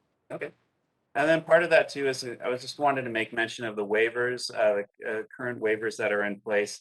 Most of them have expired as of November 1st, 2021. Those had to deal a lot with like extensions of the law and ethics, extensions of exam eligibilities, also renewal, having the law and ethics, having to take the law and ethics for renewal. Those have expired. But I'm happy to report that DCA was working with stakeholders and working with the board, and they decided to extend the waiver on face-to-face supervision, which was great. That has been a big concern for everyone. And though it's been extended, we don't expect it to be extended anymore. So I really want to make note of those. I hope that I understand the concern with this moving forward to keep this going forward, but unfortunately, there will be a time that this is going to end, and so I would have to. Please start planning ahead for this ending. That being said, today we are going to be looking at a piece of proposed legislation to actually make the face-to-face supervision eligible for face-to-face supervision in all settings. So that's kind of continuing on the waiver. There will be a gap though. I believe, even if we are going to seek, if the board wants to pursue and move forward with this, we will seek legislation as fast as possible. But that being said, even the earliest I would expect would be sometime in July or later. So I would recommend that you plan ahead if you are, if this waiver has been helping you out, please plan ahead to try to figure out how to coordinate. We totally recognize and have heard, and we understand the public's concern. And I think DCA has done a really good job too of listening to stakeholders' concerns, so they understand also. So hopefully we can, if we move forward this proposal, we can get it in as soon as possible. Any questions? Yes, Christina. Not question, but I want to just thank the staff for working so hard, to get that waiver extended. And I also want to reiterate the fact that, when the public, really convey to us, the problem that they encounter because of the, due to the supervision, video conferencing supervision, will expire. And I think, it really shows that, DCA, really listened to us. Their advocacy has been heard. I think it's about time, to come into, the mode that's how can we get the problem resolved. And I think that's, I want to thank everybody for working on that and Steve taking the lead for that. So thank you. No, thank DCA. Yeah, it's one of those situations where, COVID brought in something. It was kind of, we all have to understand that the law is the law, and waivers, we can't really rely on waivers. We need to go back to, unfortunately, I guess in this situation, maybe unfortunately for some people, back to what the law is. And because there's a process that we have to go to ensure that we have, laws that are equitable or that are, good laws, we want to go through the process. And this just the timing of this, we recognized during COVID that wow, this is kind of nice. This is actually does offer a lot of, there's a lot of things that it does offer. Unfortunately, we want to make sure that we need to proceed lawfully. And so that's why the timing's not great. So I understand what the hardships and the pains this might cause, but we will get there eventually. So thank you. Thank you, Steve. Any other questions? Not at the moment. And actually, for public comment, just as a side note, we will be talking about this in later. So I don't know if you want to talk about the waivers now or hold your public comment to later on when we actually talk about these issues and actually that. So That would make more, heads up. yeah, that would make more sense. And then so exam review, there were 4,654 exams that were administered in the last quarter. That's a 7% decrease. We had 8 examination development workshops, and OPES is continuing to look at ASWB and the AMFT-RB, the national LMFT exam. So hopefully we'll see a report on both of those next year. And one of the things we're excited about is the NBCC, and they are the NBCC, the National Board of Clinical Counselors. They do the exam for our LPCCs.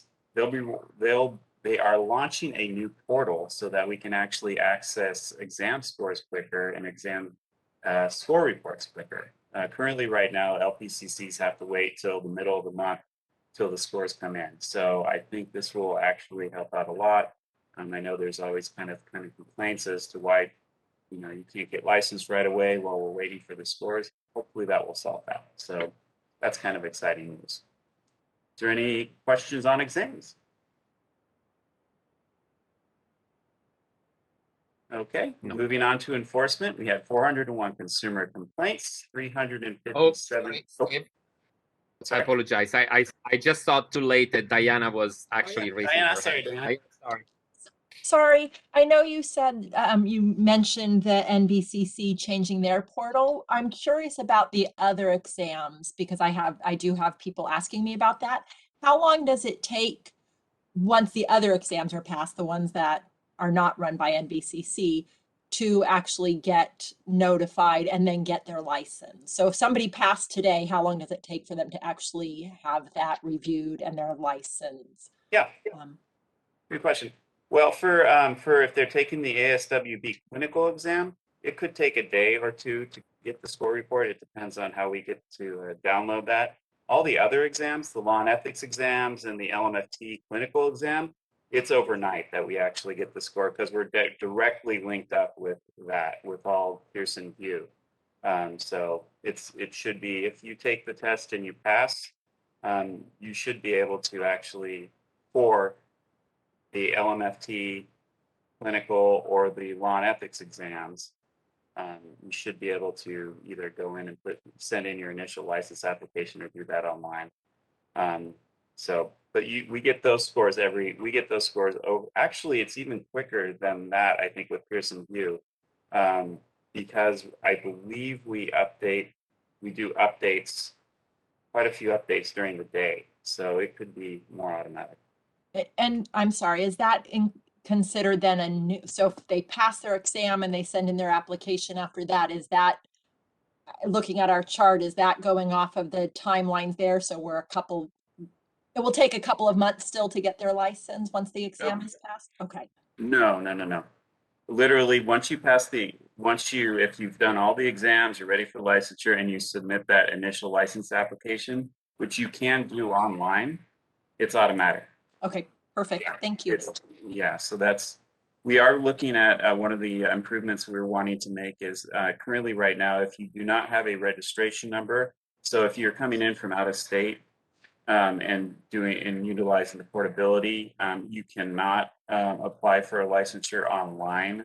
So we're looking at kind of implementing that soon. But if you have a registration and go through the normal process of everything, the final step after you pass that exam, you could go online, submit your application, which is essentially just a fee or a fee, And then it should generate within 24 hours is usually what we say.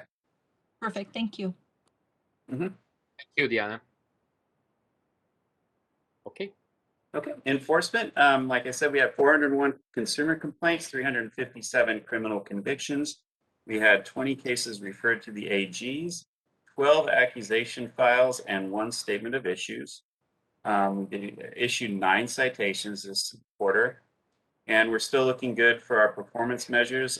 We have 528 days to complete formal discipline, and the measure we try to go under is 540. So we're doing good on that.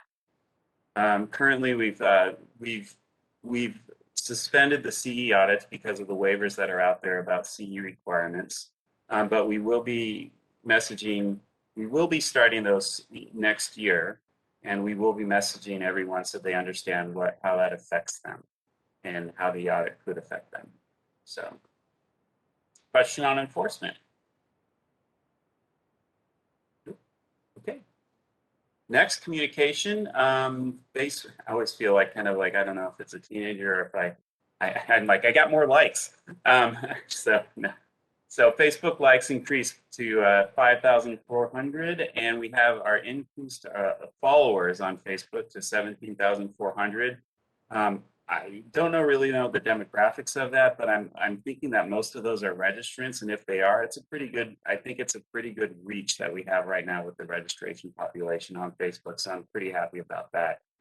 Facebook Fridays are continuing. We had 558,000 minutes viewed on Facebook Fridays, so it's pretty good. Call volumes are decreasing now since we're kind of getting out of the graduation season and stuff, and there's less questions. So that's kind of nice.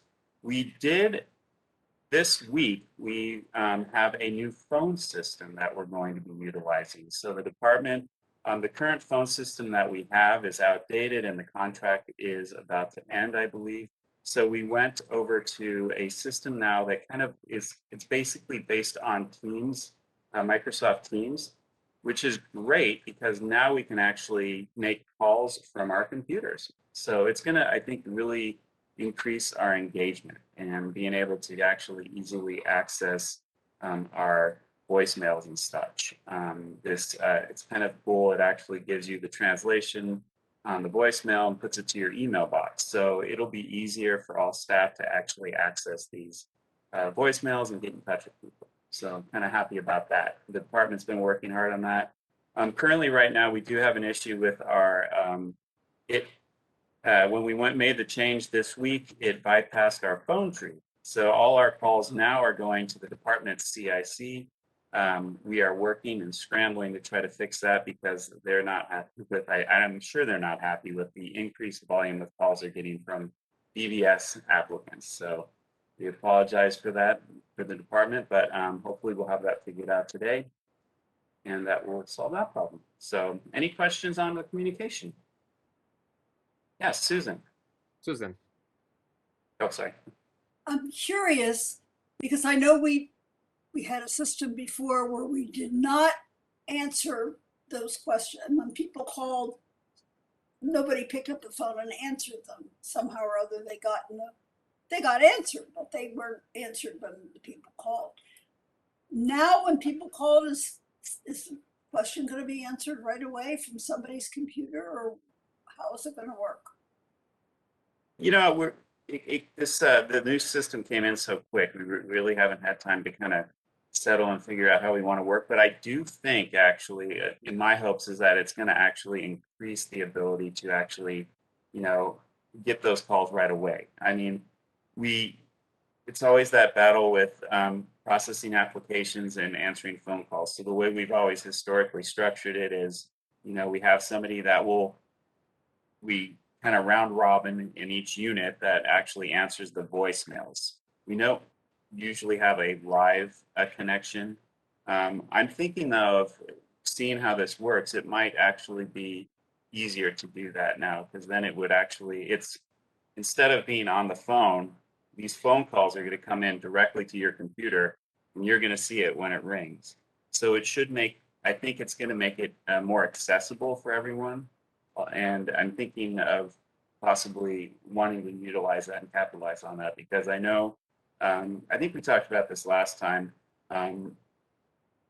We like email, we like doing things by email because there's a document, people can actually keep what we tell them about certain aspects.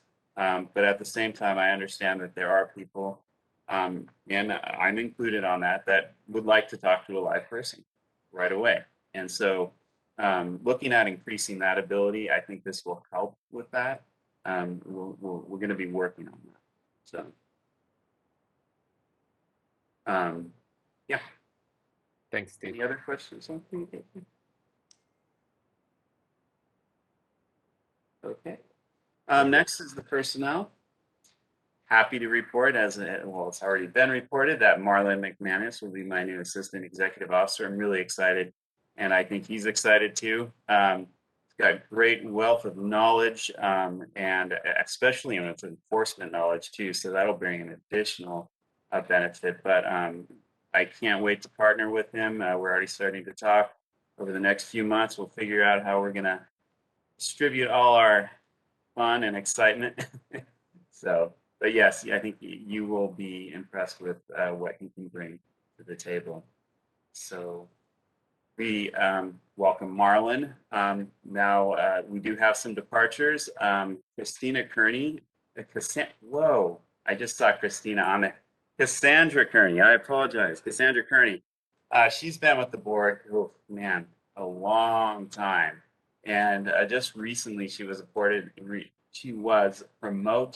to the staff service manager over the licensing unit, and did a great job there. Before, she was an enforcement analyst, did a great job there. Well, she has decided that she wants to retire. So so her last day with the board was September 30th, and her official retirement date is April 1st. So she's kind of, running out her time. But yeah, it was sad to see her go, but she deserves retirement. So hopefully we'll see her at the February board meeting so we can give her a send off. Additionally, we have Darlene York, who was basically the LCSW know-it-all. She was the go-to person, and she'd been with the board quite a while. Unfortunately, she decided to retire too, and her official last day will be December 8th, and she was acting as the licensing lead manager. So we lost some pretty knowledgeable and great employees in our licensing unit. So we are going to get those positions filled as soon as possible because we really need them. Also, LCSW, Kelly France, she had been working for the board for approximately a year or so. Great employee, excellent customer service. Well, she decided to leave for promotion and went to Fish and Game. So we appreciate the work she did for us, and thank you, Kelly. So currently right now we have 9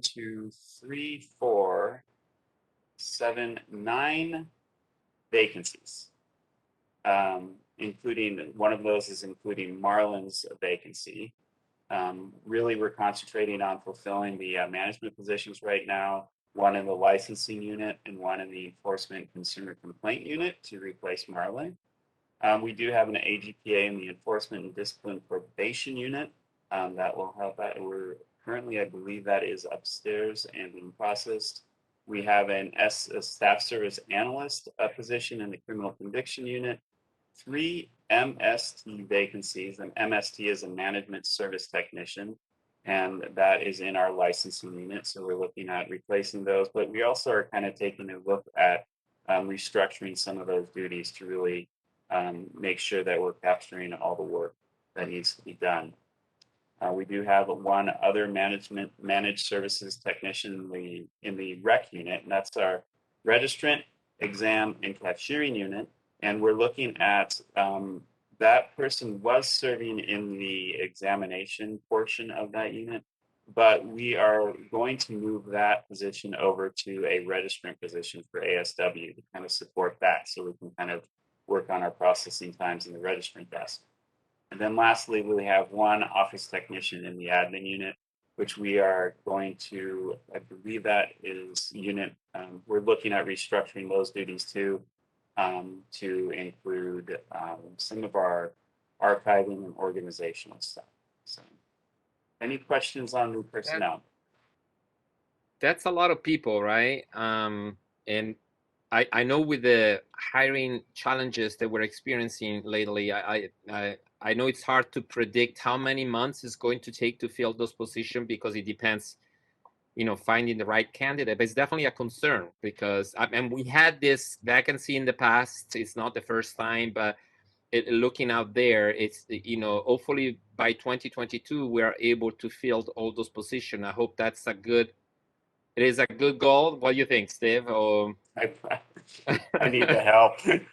No, I think, yeah, I'm hoping by 2022 we'll have all these positions. But it's just been rampant lately. It's just promotions and just shifting around, and I can't fault people for wanting to promote and such. So I think it's a good sign that we don't lose anybody usually to a lateral going to the same position elsewhere. So we're doing something right.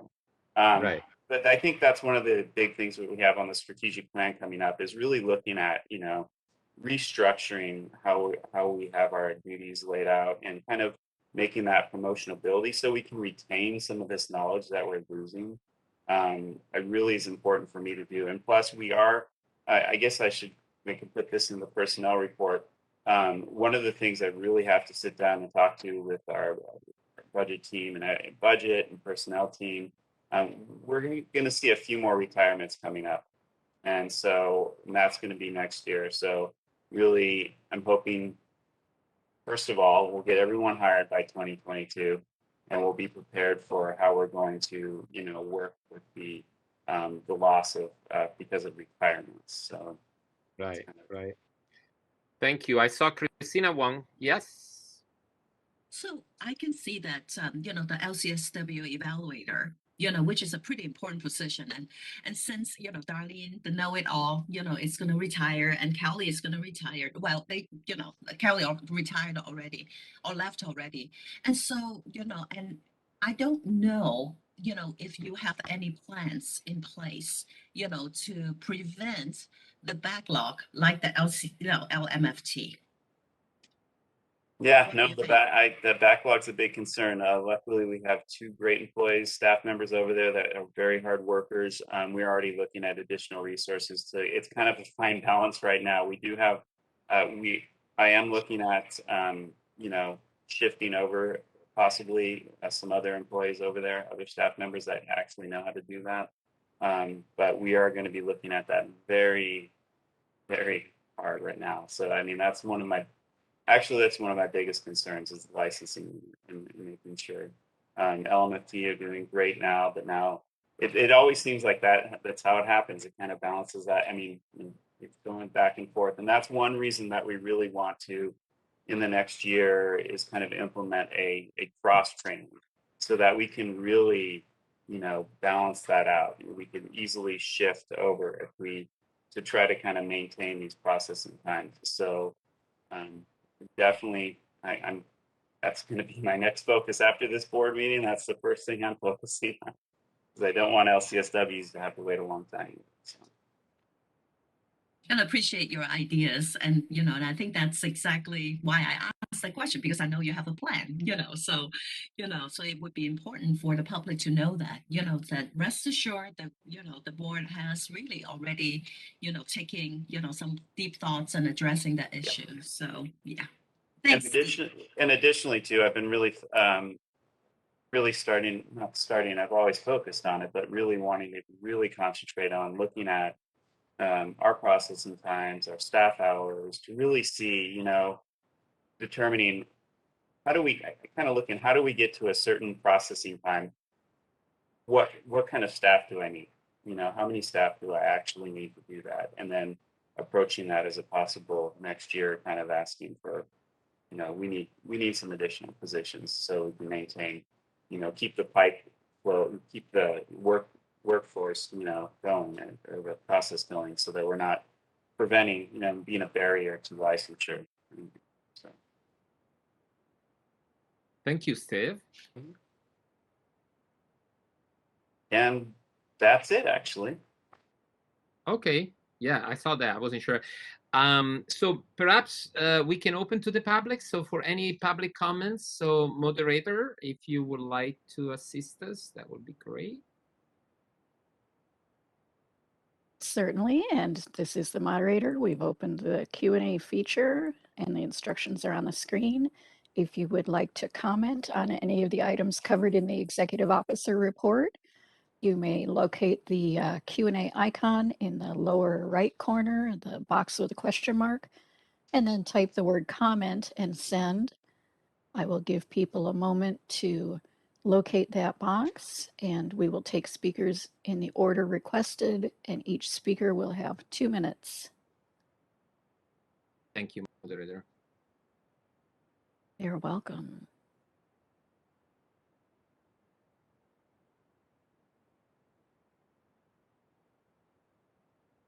And I do not see any requests for public comment. Shall I close that feature? Yes, thank you. You're welcome. Steve, unless there are any other additional comments that you would like to share or any other board member? Additional comment actually just brought to my attention. The other thing about the processing, we are currently working with the department's organizational improvement office. And what we've done, we've gone through most of our processes, and what they do is they map out, basically give us a workflow chart, map out everything, look for areas where we can actually have efficiencies. And so we're kind of at the point right now where we've done most of the mapping, and basically it will give us a kind of a guidebook or a plan, to look at and how we can really reorganize the way we do things. So just an added thing. Wonderful. Okay, I think then we are ready to move on to our next board agenda items, which is number 15, and we're having Roseanne Helms. Oh, sorry, John Sobek. Sorry, I missed you. So Steve, you have no update on strategic plan? There is no update on strategic plan. We actually, it's on the very end. We will be going over the strategic plan. So today, for the strategic plan, we will hopefully adopt that so we can move forward and actually publish that. So we will be talking about the last items on that agenda. Thank you. So the updates we will begin next year, hopefully, if we stay good on this. Thank you, John. And I think we are ready to move to item 15, which is the telehealth committee update. Roseanne Helms will report to us. Thank you, Roseanne. Yes, thanks, Max. So an update on our telehealth committee. That committee has been hard at work looking at potential law changes that might need to be made to improve and clarify the law regarding use of telehealth in therapy as well as supervision. So today we'll actually be considering 3 proposals coming out of that committee: potential telehealth coursework requirement, clarifying some statute cleanup about telehealth and associates and trainees and what is allowed, and then of course the supervision via video conferencing piece. So we'll be discussing that a little later in today's meeting. Just a little bit of background and context for use in that and those discussions later today. I have included in the attachments on this piece a survey that the telehealth committee did back in August of this year. The committee wanted to find out from various stakeholder groups how they felt about telehealth, what was working, what was not working. And so you will see the summarized results of the 4 surveys in the attachments. The surveys were, one group that was surveyed was supervisors, and then associates, students who are still in their master's program, and then also school programs that are intended to lead to licensure. So you can see those responses in your packet. At the next telehealth committee meeting, the committee will be moving on to discuss whether it wishes to consider potential law changes regarding practice locations so where the supervisee, supervisor, client should be located during practice. And a meeting date will be announced soon. Since we're losing some board members and getting some new ones, we need to kind of reshuffle our committees, and so we'll be working on that and announcing a date for this meeting, next committee meeting soon. Thank you, Roseanne. Are any comments from the board? Kelly? Yeah, if you read through the personal narrative comments in the survey, there's some pretty strong feelings about it, and it's interesting how it's kind of bifurcated. There was a very strong emphasis on rural, and I think there was one comment specifically from a tribal clinician who said that it's absolutely necessary to provide some updates to existing regulations. And then there were some people who were, I don't want to sound pretentious, but they were very opposed to using telehealth as a mechanism of clinical work. But I think the majority of the comments showed that that updates to telehealth regulations are needed, and that telehealth was really a very efficient and emerging use for rural populations. And I think that was reflected inside the surveys. It was a really good survey, I think, by Ms. Helms. I agree. I see Chris and then Susan. The telehealth meetings have been quite interesting, Kelly. It is a very hot topic, and our stakeholders are very passionate about trying to get legislation pushed and passed to maintain both, well, mostly the supervision. That's where the main concern has been, in addition to making sure that supervision the video supervision is not limited to exempt settings. So making sure that it's more global. So yeah, you should come check us out. Maybe you want to join the committee. We've got an opening. So thanks for the shout out, Chris. Very true, very true. Susan. Yes, I want to say also I'm on the committee, and I want to answer what Kelly said. I think what people were saying unanimously is that telehealth does not work for seriously mentally ill people. I think we all kind of knew that, but I think that the pandemic opened the floodgates, actually, because so many people who do need or want or feel the need for some kind of therapy look at telehealth as a solution for them. And so I think that, there's going to be a huge expansion. And if you look on the internet, you'll see that there are so many companies now, private companies, doing telehealth. They're all advertising all over the place. I mean, all of them. And your own doctors, if you call your own doctor and say, oh, I did this to my finger or whatever, they say, okay, hold it up. Let me get a picture. Regular doctors are employing telehealth now to diagnose a lot of things that regularly they would just see in the office. So I think that we have a huge job ahead of us to figure out what to do with the surge that's going to happen now that people are feeling more open about calling a therapist.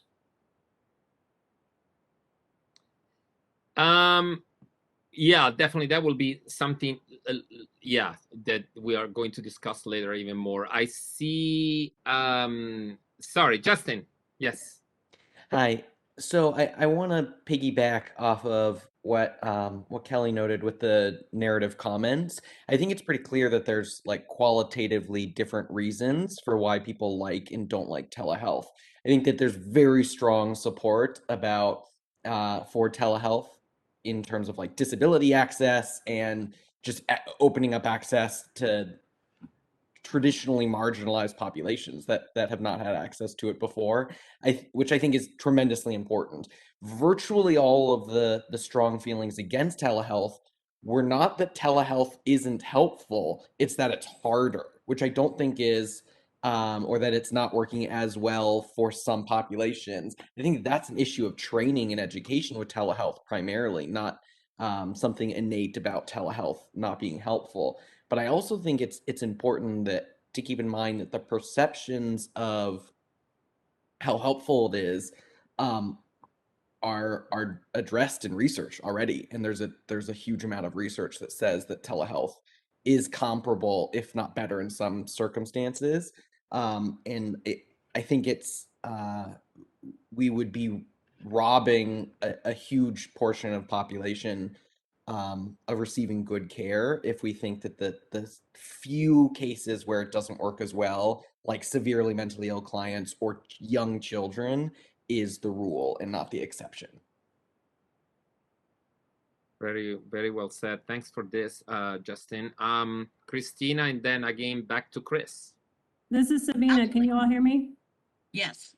I'm Sabina, sorry to interrupt. I'm sorry to interrupt. I just want to remind you all this is an agenda item as an update and a further discussion about the work of the telehealth committee and the challenges and obstacles and the hard work you have ahead of you is of Not course on agenda acknowledged. It is acknowledged, but this is just an update item, and I want to make sure that we stay on the agenda.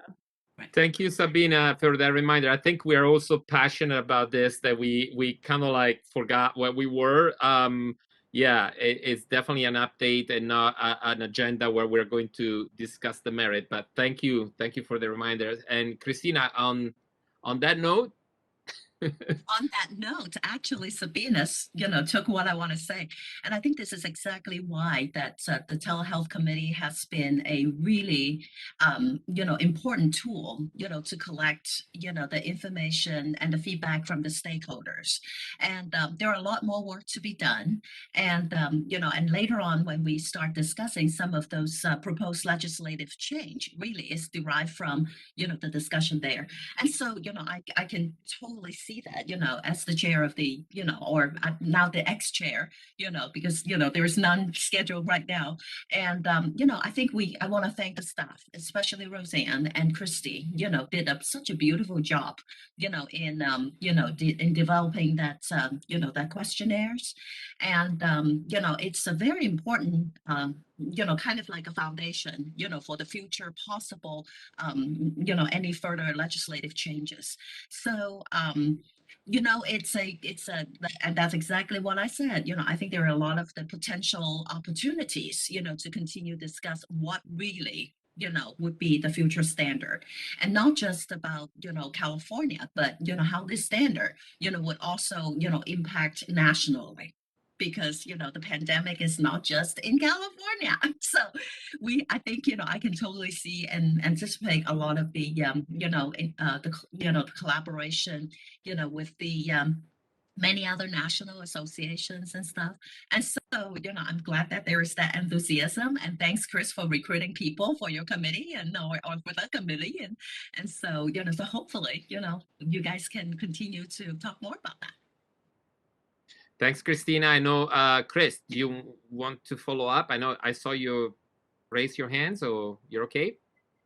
No, I'm good because Sabina put me back on track, so I'm going to hold my comment until more appropriate time. Thank you. I appreciate it. Maybe I should have asked for questions and not comments on this agenda item. I take responsibility for opening a little bit too much the gates.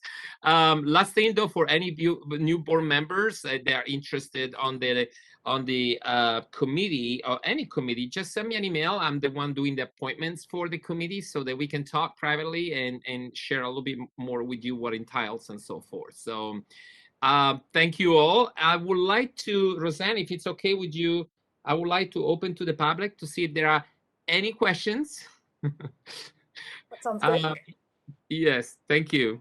Thank you, moderator. And we have opened up the Q&A feature of WebEx in case you have any questions about the telehealth committee update. And I do see at this point, we do have one request for comment from Ben Caldwell. We will go ahead and send you a request to unmute your microphone. Just one moment. Thank you, moderator. You're welcome.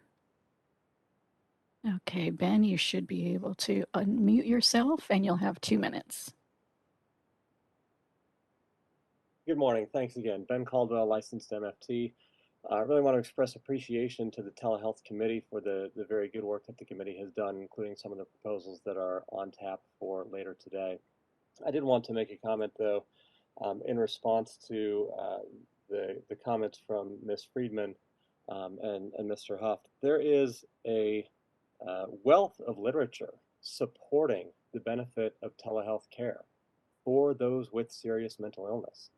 And while there is, I suppose, some wiggle room depending on how you define SMI, the notion that telehealth is not good for serious mental illness is simply not consistent with the current literature on the topic. Those who don't need to be treated at an inpatient level, including those with serious mental illness, can often be treated quite successfully through telehealth.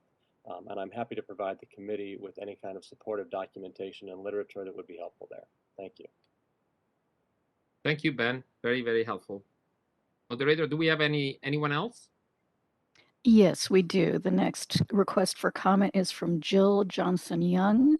Jill, I will send you a request to unmute your microphone and then you'll have 2 minutes. Looks like you are unmuted. Hello, my name is Jill Johnson-Young, and I'm a licensed clinical social worker.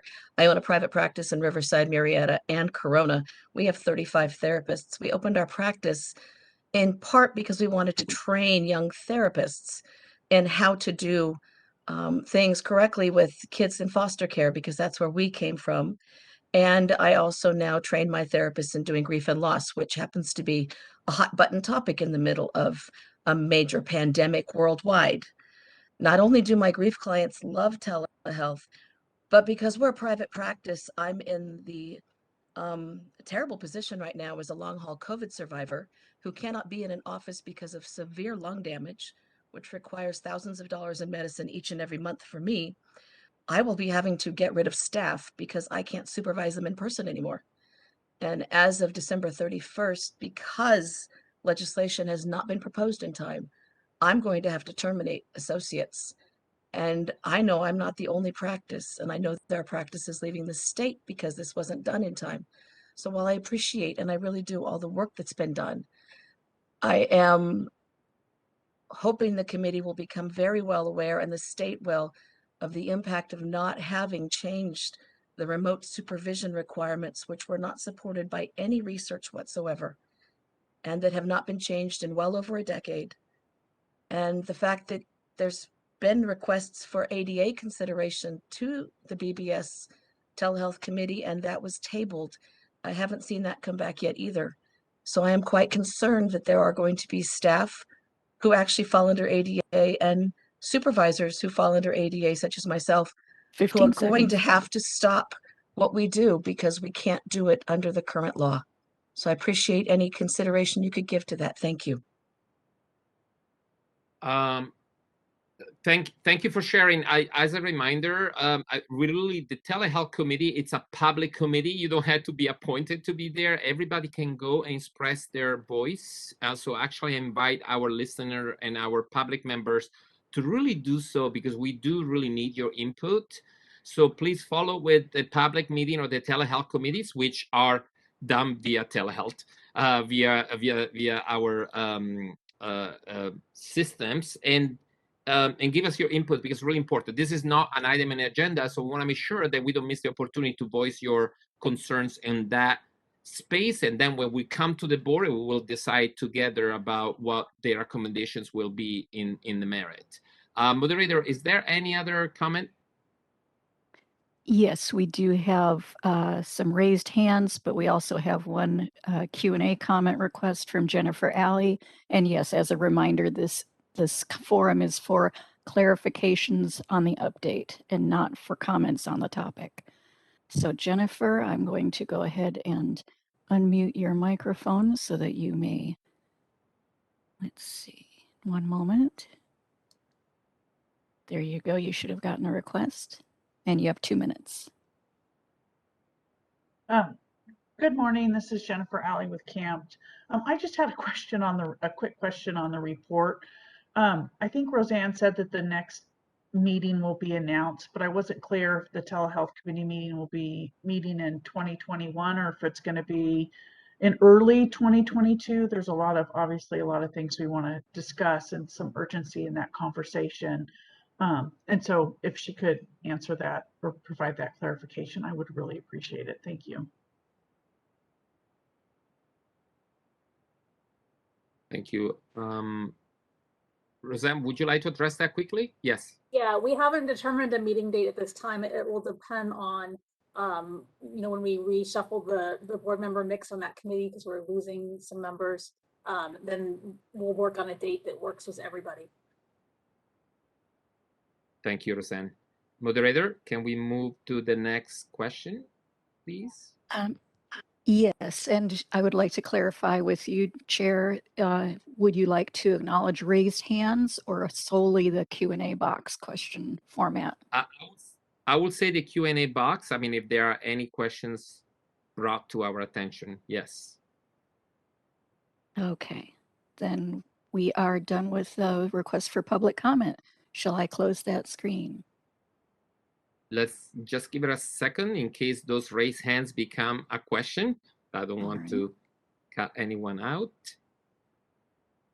And moderator, starting the next agenda item, I would like to actually, we have a lot of comments coming up, even for the sake of time and everything else, perhaps to reduce the public comments to a minute instead of 2. I didn't realize at the beginning of the work today that we have that many items coming forward. Certainly. And we do not have any more requests for public comment. Thank you. Then we can close the public comment session. Thank you, moderator. Back to the board. I believe we are done with questions. We're moving now to the next item that Roseanne also will lead, which is the licensing committee update. Again, as a reminder, so that we don't follow the same way as we did with the previous items. It's open for questions. There is not agenda item discussion on this. So Roseanne, thank you so much again. Yes. So the licensing committee held its last meeting on June 25th, a few months back. And the licensing committee was formed to conduct an in-depth discussion on a variety of different topics that are related to the licensing process. So the committee at the last meeting identified some issues that it would like to discuss in the future. And then the committee proceeded to discuss and make a recommendation regarding the 12-hour California law and ethics course for renewing registrants with a failing law and ethics exam score. And that proposal moved forward, and it was actually approved by the board in September, and the proposal would instead require a 3-hour California law and ethics course for all registrants each renewal cycle. And so that was approved by the board in September. We'll be moving forward to pursue a legislative proposal for that this coming year. The next meeting of the licensing committee is going to be on November 19th, so in a few weeks. At that meeting, the committee will be beginning a discussion regarding the 6-year limits that are currently in statute for registrants. That's the 6-year limit on the length of the registration number and the 6-year limit on the age of experience hours. So the committee will be beginning that discussion at the next meeting. That's all I've got for that. Thank you, Roseanne. Any questions from the board? I hope I haven't intimidated anyone. Any questions? Okay, moderator, if we can open to the public to see if there are any questions to this update. Certainly, if anyone has any clarifying questions about the licensing update, we've opened the Q&A feature of WebEx and instructions are on the screen. You can locate the question mark Q&A icon in the bottom right of your screen, and each commenter will have 1 minute to speak. I'll pause for a moment to allow people to locate that feature.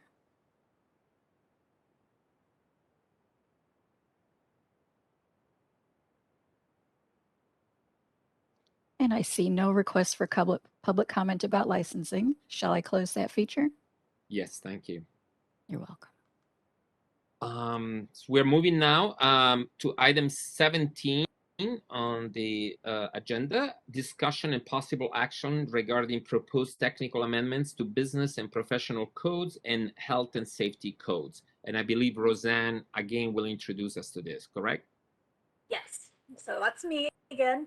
This is basically what we call this is our omnibus bill. We run an omnibus bill every year through the Senate Business and Professions Committee. And basically the purpose of the bill is for non-controversial, minor technical or cleanup type changes that need to be made. So things that generally don't justify having their own standalone bill, but still need a law change in order to be changed.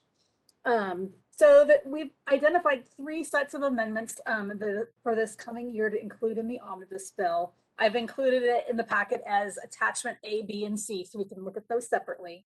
The first one has to do with just a numbering error for the suicide risk assessment coursework or experience that came into being about the past year.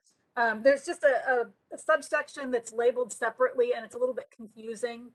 The way that label is, and you can see I explained it in your packet. And so we'd like to just make language in a subdivision C in the law part of a subdivision B, so that it's super clear what we're talking about. So that's one of the changes, and that's in attachment A. In attachment B, we have a reference error that we've identified regarding requirements for a licensed educational psychologist who serve as supervisors. There's a reference error.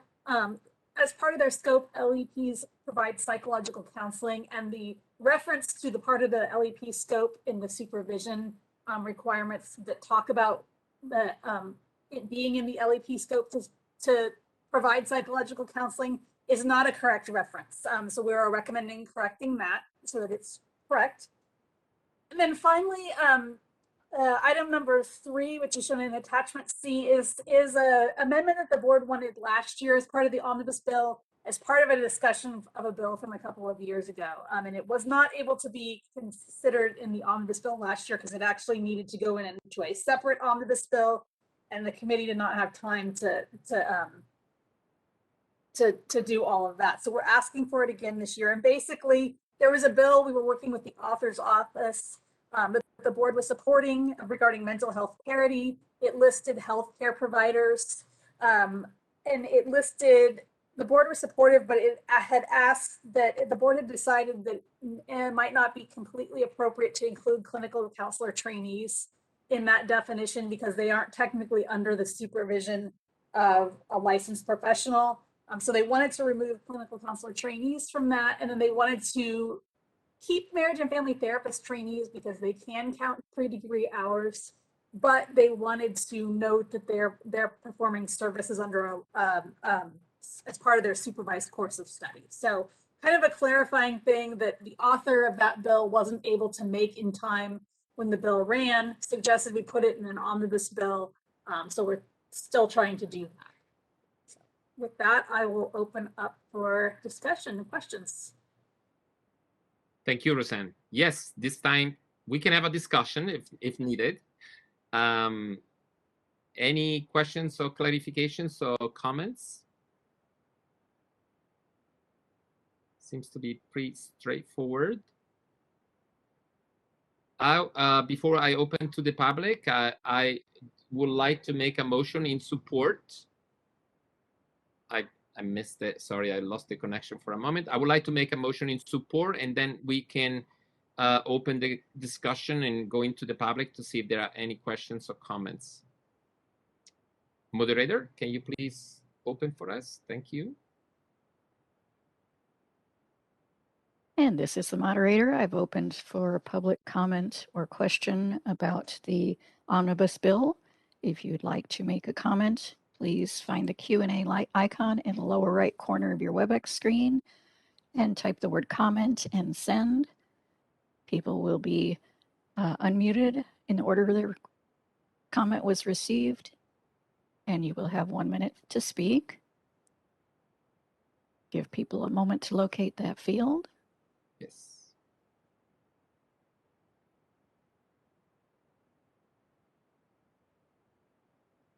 And I see no request for public comment on this. Shall I close that option? Yes, thank you. You're welcome. So Max, did you just make a motion? Do you need a second? Yes, I need a second. I think But Roseanne, yeah, I needed to ask Roseanne. I think that to be technically correct, I think we actually need to read the recommendation. Would you like me to read it? Yes, thank you. So the motion would be to direct staff to make any discussed changes and any non-substantive changes and to pursue as a legislative proposal. Perfect. That's the motion. And Christina Huang, you second? Yeah, I will second that. If there is any further discussion, we can go to the vote. Christina Kitamura, thank you. If we can call the vote. Deborah Brown, Yes. Max Disposti, Yes. Susan Friedman, Yes. Diane Hurwitz, Yes. Justin Huck, Yes. Chris Jones, Yes. Kelly Ranasingi.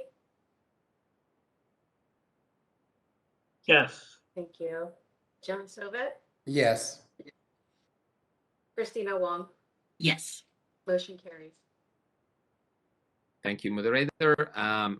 Thank you, Christina.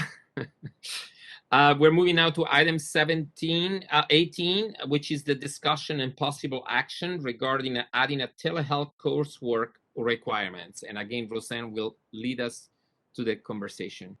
Thank you. Yeah, so this proposal would require training or coursework regarding delivery of mental health services to clients via telehealth to ensure that licensees are competent in its delivery. So as we know with COVID, almost everybody started using therapy via telehealth, or before a more narrow group were actually using telehealth.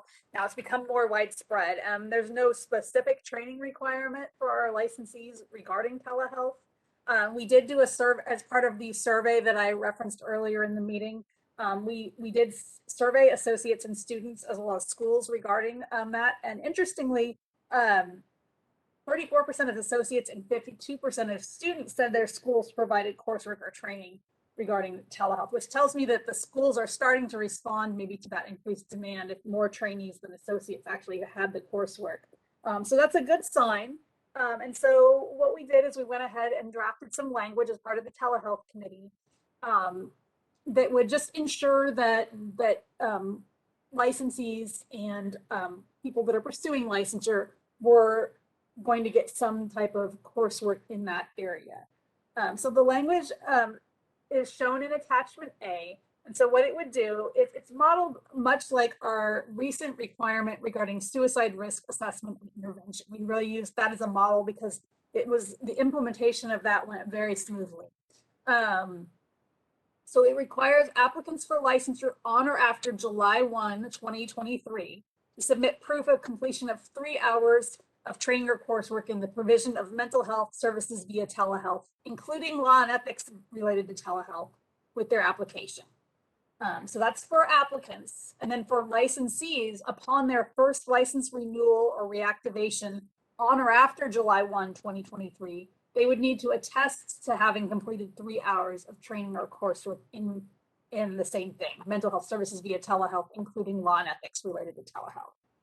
And the proposal specifies that this will be a one-time requirement and may either be completed as part of the qualifying degree program or by taking a continuing education course. So if somebody wasn't able to show that they had it in their degree program, they would take a 3-hour CE course. It would count as part of their, if they're a licensee, there are 36 hours of CE that they already have to do, and then they would be ready to move forward. So one thing I want to note, as we have discussed a little in committee, the draft language only applies to applicants applying for licensure and to current licensees. It doesn't address any type of training requirements for supervisors who might be supervising via video conference. That would need to be a regulation change. We do just have our supervision regulations coming into effect as of this coming January 1. And that does, as part of the one-time 15-hour training requirement for new supervisors, it requires some training and a bunch of different things, and one of those is use of technology. So we think that's covered. The committee felt comfortable moving forward without the supervision via video conference piece for now. course, always can be revisited if needed. But that's kind of where we fell on that. So let's see. Like I said, the telehealth committee discussed and moved forward the proposal, and then the policy and advocacy committee discussed the proposal and directed staff to bring it to the board. And so that's where we are. We're here today, and we'll open it up for discussion and comment. Thank you, Roseanne. Any comments or discussion on the board? John, and then Chris.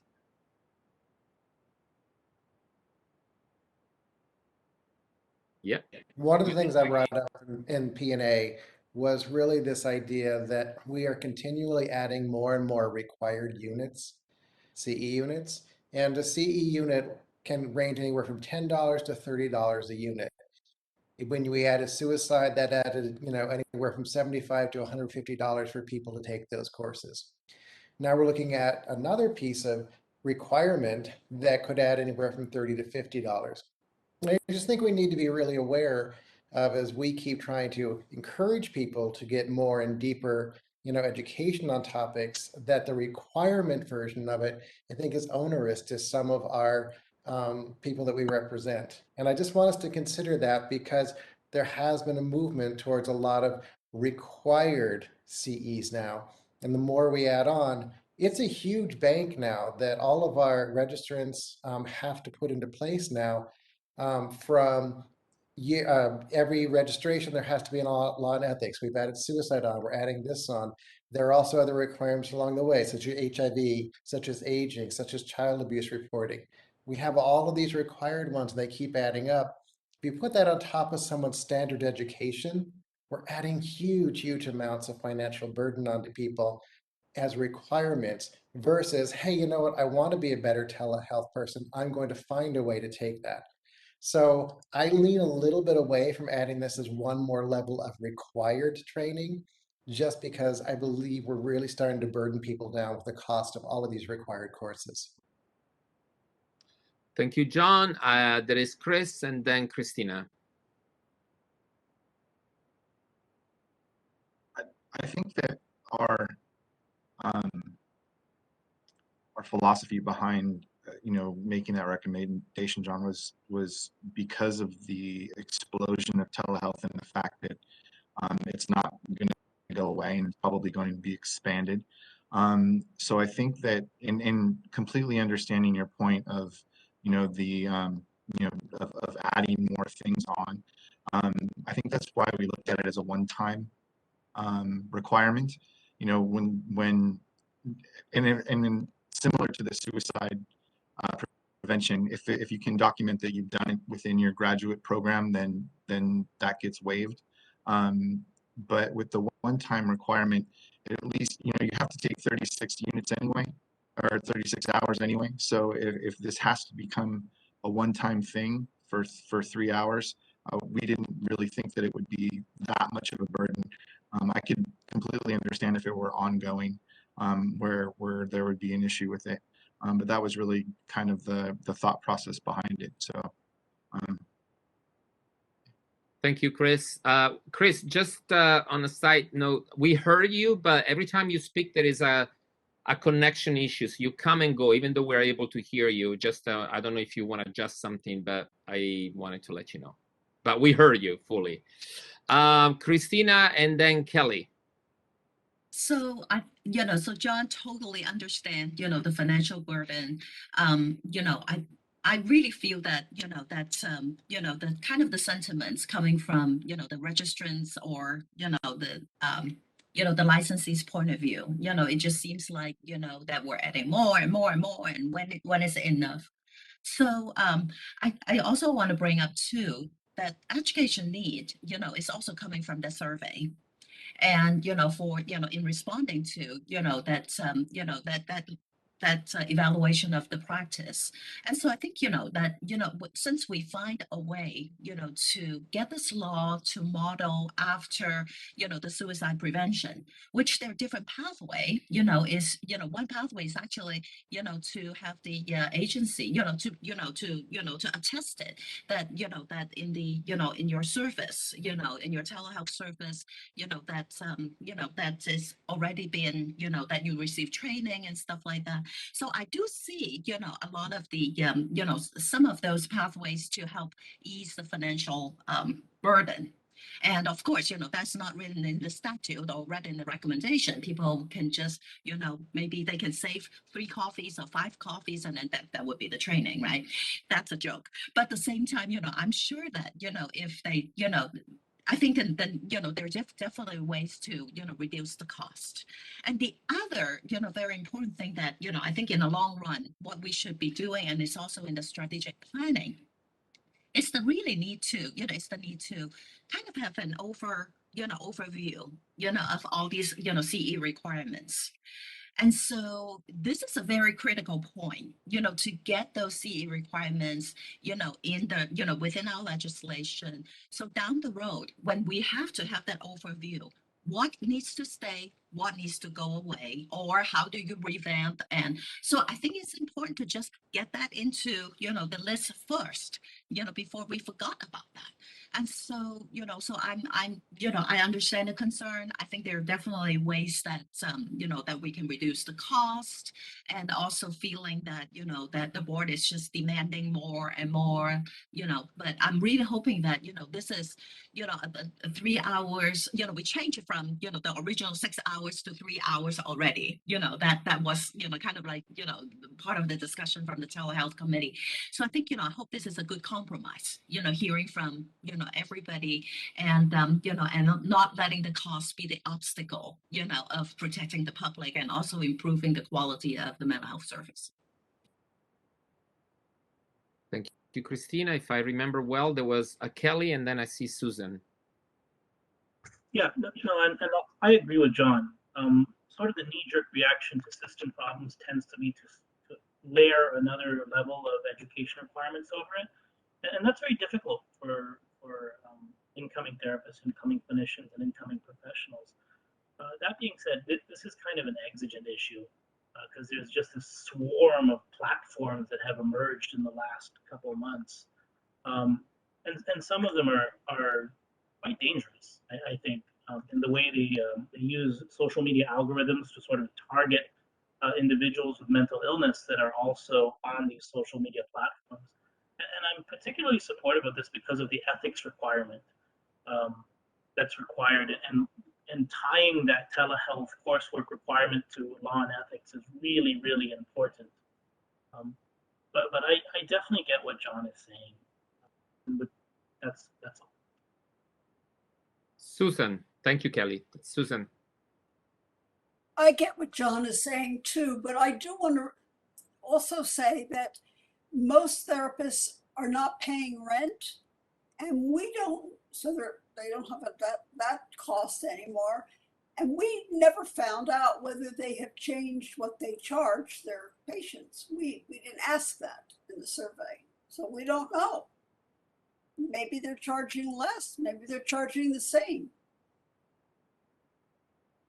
I would like to say something, and then, okay, go ahead. Sorry, John. And I would just respectfully like to put out to this committee that perhaps to people who are on this board right now, an extra $50 might not have a lot of meaning to you. But there are people that is a tank of gas right now. That tank of gas might get them to work and might get their kids to school.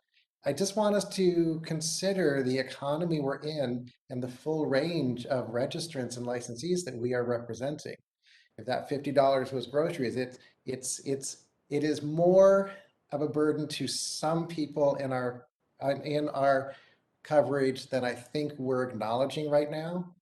And I'm just going to put this real personal right now. So I go to a gas station. Oh, gas prices are up. I just fill my tank. I don't think about it. But I do know that there are people at other pumps that are thinking, okay, I can spare $5 to put just enough gas in so that I can get to work today. And once again, I think saying that $50 is not something for people is us not really respecting our entire contingency. So I wanted to say something that, by the way, I wouldn't put everybody in the same place, John, because I do work for a nonprofit. So for me, the change of gas prices do affect me. I don't make the end meet, to be honest. But I would like to say, though, because also in the work I do, I work with a lot of professionals, and many of them really have a strong concern also about the use of telehealth, because we came across this new way of doing therapy that wasn't new for some, but is new for the majority of it. And there are so many questions that people came forward, even my own licensee here where I operate, where how you establish even the right balance, boundaries on a course that's on a telehealth, for instance, interactions. There are a lot. Where do you hold the file? Who is going to have access to it? What about the privacy? Are you doing it from your personal computer, or your public, or the computer is provided to you by work? I mean, there are so many things that could go wrong. I feel like under the public protection, without taking away any of your concerns, John, but I feel like under the public protections cause, we really need to pay attention to the fact that this is a new environment, that we need to make sure that people are all on the same page about operating, on telehealth. I know some of the licensee I talked to, they were even concerned, what kind of background should I put? Is it okay if I do it from my home? Of course, there is a lot of common sense that goes into it, right? You don't do it from your kitchen or whatever it is, but there are a lot of common sense things that could become troubling. It could actually cause harm to our public. So I'm more concerned about that, without disregarding the additional requirements. But again, it is one time. I know many others are there, but to me, I see the urge of really making sure we are all, there is a uniform standard for doing telehealth that becomes part of common knowledge, and not just people might cut some corners as they do that just because they feel it's a different way of doing therapy, and they might go and reinvent their way of communicating. That's a risk too, right? So I feel really strong about the proposal in this regards. But again, Chris, and then I see Diana, and then I see Christina again. John, I try my video working. I do hear you. I guess a perspective that I would take on it is that we're not asking people to pay an additional $50 to what they're already paying. We're asking people to put their choice of 3 hours into telehealth versus 3 hours into something different. So it's not an additional cost that people have to incur. It's part of the normal cost. And I do want to echo Max's points too. I think that this is one of those cases where we don't know what we don't know. I mean, telehealth has been around for a long time, but not to the extent that we're seeing it now. And the way that it's being used is so much different. And I think that we need to tread carefully to make sure that we are ensuring public safety. Because of the methods and the platforms and all of those things. And to Max's point, how are we maintaining records, and what about the location of where people? I mean, there's so many different facets to this. It's quite amazing. But again, we don't feel it's an additional tank of gas. It's still going to be part of the 36 hours that they're required to get anyway. Thank you. Thank you, Chris. I apologize. Oh, I think Diana, yes. Thanks. I was actually going to say the same thing, Chris, as you, that it's not an additional unit. It's just kind of, I don't get my elective anymore, right? I have to take this 3 unit. The other thing that we saw for most of our MFT and counseling education, I can't speak for social work, but somebody else might be able to, the educators threw telehealth in really quickly. So the education system is providing that, which means most of our new applicants won't need to pay anything additional. That's just in their coursework, which is great. The other thing that I've seen really in working with agencies around the state and even out of the state over this last year and a half is that the agencies that train our students and associates have started providing that training. So it's not even asking the majority of our renewing licensees to go out and pay for something else. They're getting that training as part of their work placement or their student training. So I just wanted to throw that out there. I do agree we don't want to put another burden as far as fees, but it doesn't seem like it's an additional fee. That's it. Thank you. And then Christina, right? Yes. So, Okay. so Diana, I'm very glad you brought up about the educators, because I also, recognize that, that sometimes, we cannot really guarantee, how fast, the educators are, running and providing that information. So, so I think that education wise, for those who are in school, they might be catching up faster, and yet, people like me that practice so many years now, then we need to brush up also, so I think the need is definitely there, and it's actually, in my agency, I can tell you, once we shut down, the first thing that, we have done is actually sign everybody up for some telehealth, classes. And so when I did my renewal, I actually found out that I've done like 10 plus units, which is wonderful, so these are not new. But at the same time, I think for us as, as part of the board, really is trying to set the standard, to really let people know that, to address the need that we need to have some sort of like that, that education as a baseline. Right. So we can, we can make sure that, that people, really get the training, and don't, hide out in your bathroom to, to do therapy, while there are people walking around and can possibly listening to your conversation. Those things are, very, very real, those challenges. And the third thing is I want to bring up is that I think it's the concern of the fee that I remember it was probably Ben Caldwell, really also do some research. There are a lot of the free, CEU units right there. And so, and then the fourth thing I want to bring up too is that Roseanne, now I think that, let me just clarify with you. And you said that the implementation date is going to be in 2023. It's like a delayed implementation, right? Yeah. So instead of if the bill got signed, ordinarily the effective date would be January 1, 2023. We pushed it out 6 months. The proposal that did for July, it's July 1, 2023. Yes. A year and a half basically from now. Right. So I'm hoping that, the gas price will, come down during that time and, and hopefully, it will also allow time, to have everybody, to be able to catch up. And we're basically just setting the standard. So that's all. Thanks. Thank you, Christina. Back to Kelly, and then I will suggest to move to public comments. Kelly? I'd move we accept the recommendation as written in agenda item 18. Thank you. So we have a motion and Christina Huang seconds. Roseanne, I'm sure we need the language, right, Roseanne? No, we need to read the actual recommendation. Would you like me to read it? Yeah, that's what I meant. Yes, go ahead. You're just. Yes. The motion would be to direct staff to make any discussed changes and also any non-substantive changes to the proposed language and pursue as a legislative proposal. Thank you, Roseanne. So that's the motion and the And language. that's what I second. Yes, and I would like to see if there are any public comments. Moderator, if you can lead us through that. Thank you. Certainly. I've turned on the public comment feature of WebEx. You can click in the lower right corner of your screen. It'll look like either question mark or the Q&A feature, and then type comment in the box and hit send. And then when you're prompted, we will click the unmute me button and each commenter will have 1 minute to speak.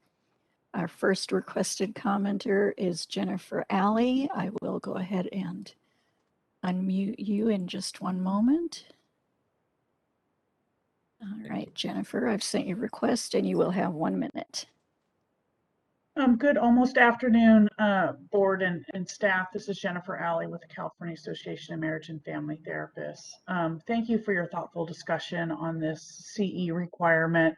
You know, CAMP recognizes that the survey did indicate a strong support for telehealth CE.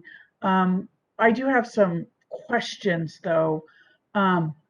I understand the requirement would go into effect on July 1, 2023, but I'm just wondering for people that completed telehealth CEs during COVID or that take one between now and when that law goes into effect, does the way the language is drafted allow them to meet the requirement, or would they have to take a second CE course? You know, and preferably, you know, from the MFT 15 perspective, seconds. we like it to be school or CE. And so we're just wondering if at some point the board will say, yes, this graduate program includes it, or will registrants always have to submit documentation? Thank you. Thank you. I can answer that, Max, if that's okay. Thank you. Yes, Yeah. absolutely. Jen, that's exactly the intent. So any licensee that takes it as CE now, there's no time limit on you know that it has to be on or after a certain date. They would just attest that they had it. Of course, they would need to save the records, you know, if they were ever audited to prove that they had it in the past, but that shouldn't be a problem. They should have that certificate. And yes, as long as the person that's in school right now that took it in school was able to, you know, show just like any other requirement that it was in their past school content, like via a syllabus or a course description or something like that, and that it was 3 hours, we would accept that even you know even though it was taken before the law went into effect. I forget your third question. I think it was that oh, the schools. So yeah, that's what we're aiming to do with the suicide risk assessment too. Is eventually we'll know that the schools already have it in there. They'll still have to attest that it's in there, but we'll kind of know what schools standard have it in what courses. Thank you, Roseanne. Moderator, are there any other questions or Yes. comments? Thank you. Yes, our next commenter is Kurt Wiedholm. And Kurt, I'm sending you a request to unmute your microphone, and you will have 1 minute to speak. Meeting is being recorded. My name is Kurt Wiedholm, and I have a private practice in the Los Angeles area and also teach one of the law and ethics courses at Cal State University Northridge. And I also want to thank the board for their thoughts on and discussion on this. A couple of points came up for me. One is my lecture in class this week was on telehealth laws with my students, and an informal poll of my students showed that 50 to 75% of their therapists are not following telehealth laws in the way that are already written, and that this is definitely still needed even for those who have been practicing. And I appreciate the thoughtfulness around the discussion of this. And while I agree with the point that this does not add cost to 15 seconds. licensees who are already required to have CEs, this does potentially add cost to associates who would fall in that gap who don't get education, but it does add an increase of cost to them on their way to. We just finished our minute, but We did. Thank you, though. I believe we got the.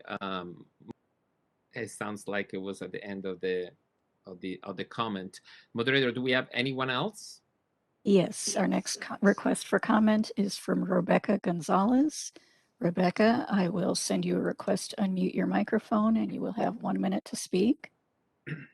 Good afternoon, Rebecca Gonzalez, National Association of Social Workers, California Chapter. I also want to thank you for this discussion and also the way the telehealth proposal has evolved over the course of several meetings, such as the delayed implementation, which was very important, going from 6-hour to 3-hour requirement, and also letting the information be contained in school or in additional CE. But I do just want to also, once again, just say my concern, because there is that one group that could potentially have an extra cost, as the previous caller just stated, which are people that are new registrants whose school did not include the course. So I just want to register that concern, but thank you for this discussion. 15 seconds. Thank you, Rebecca. Anyone else? Yes, I have two commenters who have typed their comment into the text box. That's actually not our directions. If you would like to, I will unmute. The next person is Darlene Davis. And Darlene, I will unmute you so that you may read your comment aloud. You will have 1 minute. Hi, thanks. My name is Darlene Davis, Director of Hope Counseling Center. Thank you also for this thoughtful conversation. I just want to throw out there that by the time the legislation does go through, we've been in the pandemic a couple years, almost 2 years now, and everyone has been saturated in the telehealth. It was concerning to hear from the educator that there are therapists out there not doing it correctly, but I think most everyone now has been trained or saturated in it. And also I think the law and ethics trainings that are happening now are also including telehealth. And if we require it be a CEU or in school, that is limiting because some agencies are just doing it as a training within 15 the seconds. CEUs. Thank you. Thank you. Thank you for your comment. Do we have anyone else? We have one more, and again, they typed their comment in, but I'm going to unmute Mario Espitia. And Mario, you may unmute your microphone and read your comment aloud. You'll have 1 minute. Espitia from NASW California. I did hear from the panelists that this requirement will count towards a total 36 required renewal hours, but as I reviewed the text, the draft language, I did not see that included on there. And so my request would be to ensure that that language is added so that everyone is on the same page. Thank you. Thank you for that. I believe that was Yes, that was the last request for public comment. Thank you, moderator. I think we can close now. Thank you. So going back to the board, unless there are any other comments, we have a motion and a second. Any comments? No? Okay. We can actually call for a vote. Thank you, Kitamura. Deborah Brown.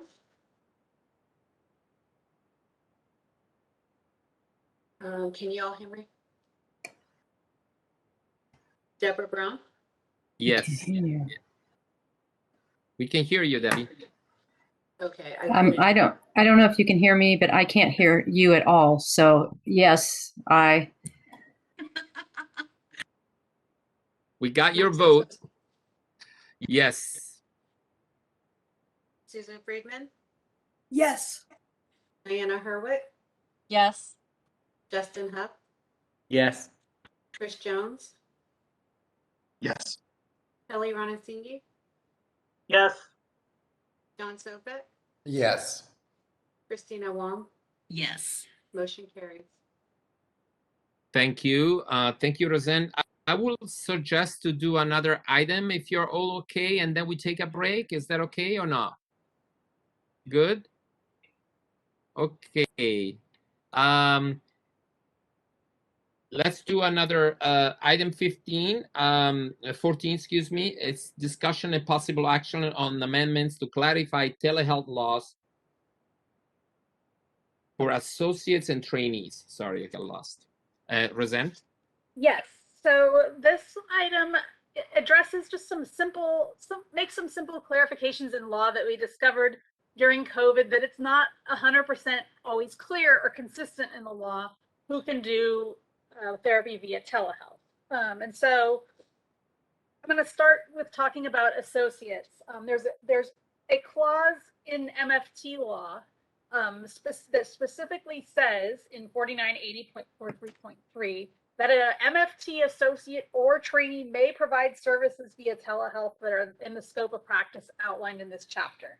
That's something that's been in law for several years. It was placed in by CAMP via a bill they ran, And so it makes it crystal clear that associates and trainees can provide these services. However, there's not a sort of a parallel clause in LCSW or LPCC law. And so it begs the question of can these other two license types do this? And they actually can. And the reason is because Business and Professions Code section 2290.5 says a person who's licensed under this division as a healthcare provider can provide services via telehealth. But you really have to know the Business and Professions Code to know that there is a provision in the Business Professions Code, section 23.8, that states whenever the term licensees is used, it also refers to registrants. So that does mean by logical deduction that licensees equals licensees plus registrants. So the associate clinical counselors can also do services via telehealth, but it's not clear. So we're proposing to add a provision to LCSW law and also to LPCC law that just parallels the LMFT law that says associates can perform services via telehealth. So that's for associates. For trainees, it's a little bit different story because it's not clear in law whether trainees can do telehealth for at least ASW associates and PCC, ASW, MFT, social work interns and PCC trainees. So it's not clear for them. It's clear that MFT trainees can. But under section 2290.5, where it talks about licensees, that includes registrants, but it doesn't include trainees because trainees aren't registered with the board in any way. They're under the jurisdiction of their graduate program. MFT trainees are a little bit different than the other two types because they can count pre-degree hours, which means that they have to be under the supervision of a qualified and licensed supervisor. Because the other two license types don't count pre-degree hours, they are not necessarily required to have to do that. So it is something that needs to be clarified. So what we're proposing is to amend Business and Professions Code section 2290.5 to specify that professional clinical counselor trainees can provide services via telehealth, and also to amend the LPCC law to correspond with the MFT law that says trainees may perform services via telehealth. We have been requested by NASW California that we not make those changes about social work interns, just because the social work schools, they're accredited by a national accrediting agency, unlike the other schools for our other types of trainees. And so they already have their own policy. So NASW California would prefer to leave that. They like to leave a mention of the social work interns out of the law entirely, since they're not regulated by the law. And the social work schools kind of oversee that with their national accrediting agency. And Rebecca can, I'm sure, speak more to that if you would like. But so that is the proposal today, and I will open it up for discussion. Thank you, Roseanne. That was really clear to me, actually. It seems to be very helpful, the amended portion of it. Any comments or questions within the board? Okay, let's move to, actually, I would like to move a motion before we move to the public. And Roseanne, I find the language, so I'm going to impress you with with the language. So, or maybe if I get it right. So the motion is to direct staff to make any discussed changes and any non-substantive changes, substantive changes, and pursue a legislative proposal. And that's part of our motion for this item. Any second before we go to the public? Diane, thank you. Diane is seconding. And moderator, I would like to go to the public if possible. Thank you. And this is the moderator. We've opened up the Q&A panel. If anyone would like to comment on this item, look for the question mark or the Q&A icon in the lower right corner of your WebEx screen. Type the word comment and send.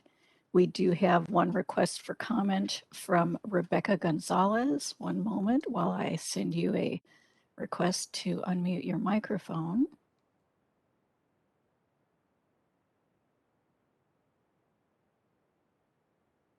And I've sent that. You will have 1 minute to speak.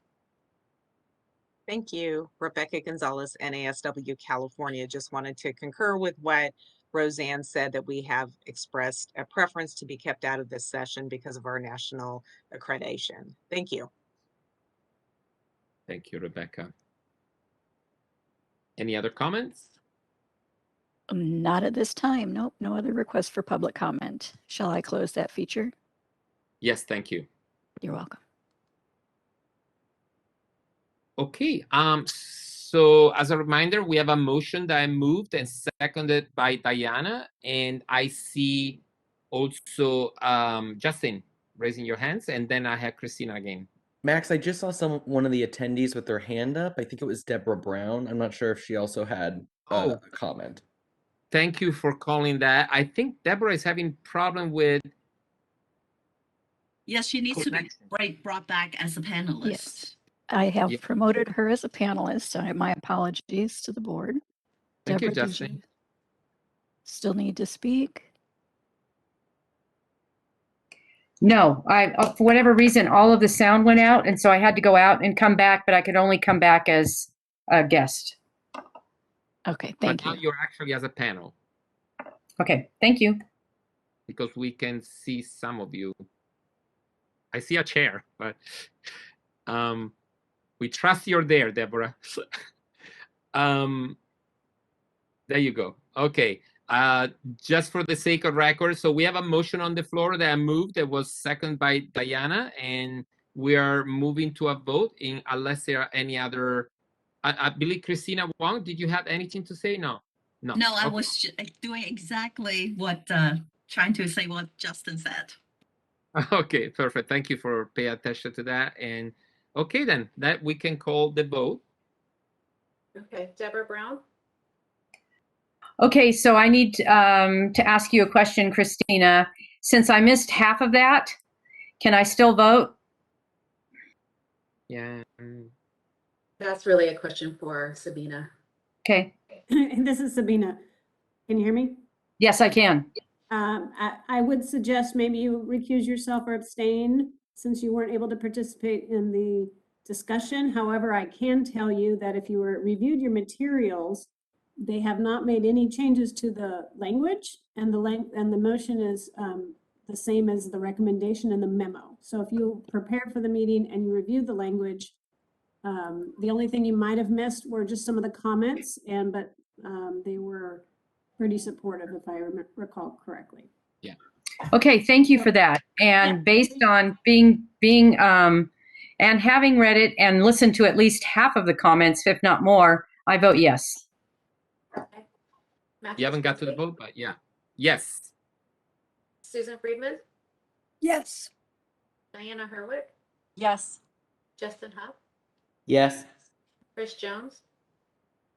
Yes. Kelly Ronasinghe? Yes. John Sovek? Yes. Christina Wong? Yes. Motion carries. Okay, at this point, I'm asking for a casual vote. I have two proposals. One is to break for 15 minutes. I come back and power through, and the other to break for 30 minutes for a semi-lunch. And that will be 12:30 or 12:45. So if you go for number one, which is coming back in 15 minutes, just do number one. If you go for, okay, if you go for number two, that's kind of weird. If you're going for the second option, I coming back in 30 minutes, I think we're good, right? 30 minutes. Okay. We are resuming at 12:45. Thank you so much. We actually come back at 1. I mean, 15 minutes. I mean, we have like one last item. I'm okay with that. You're all. There's okay, two items on that. Yeah, so coming 2. back at 1. Okay, then we're resuming the public session at 1 p.m. of today. Thank you, everyone.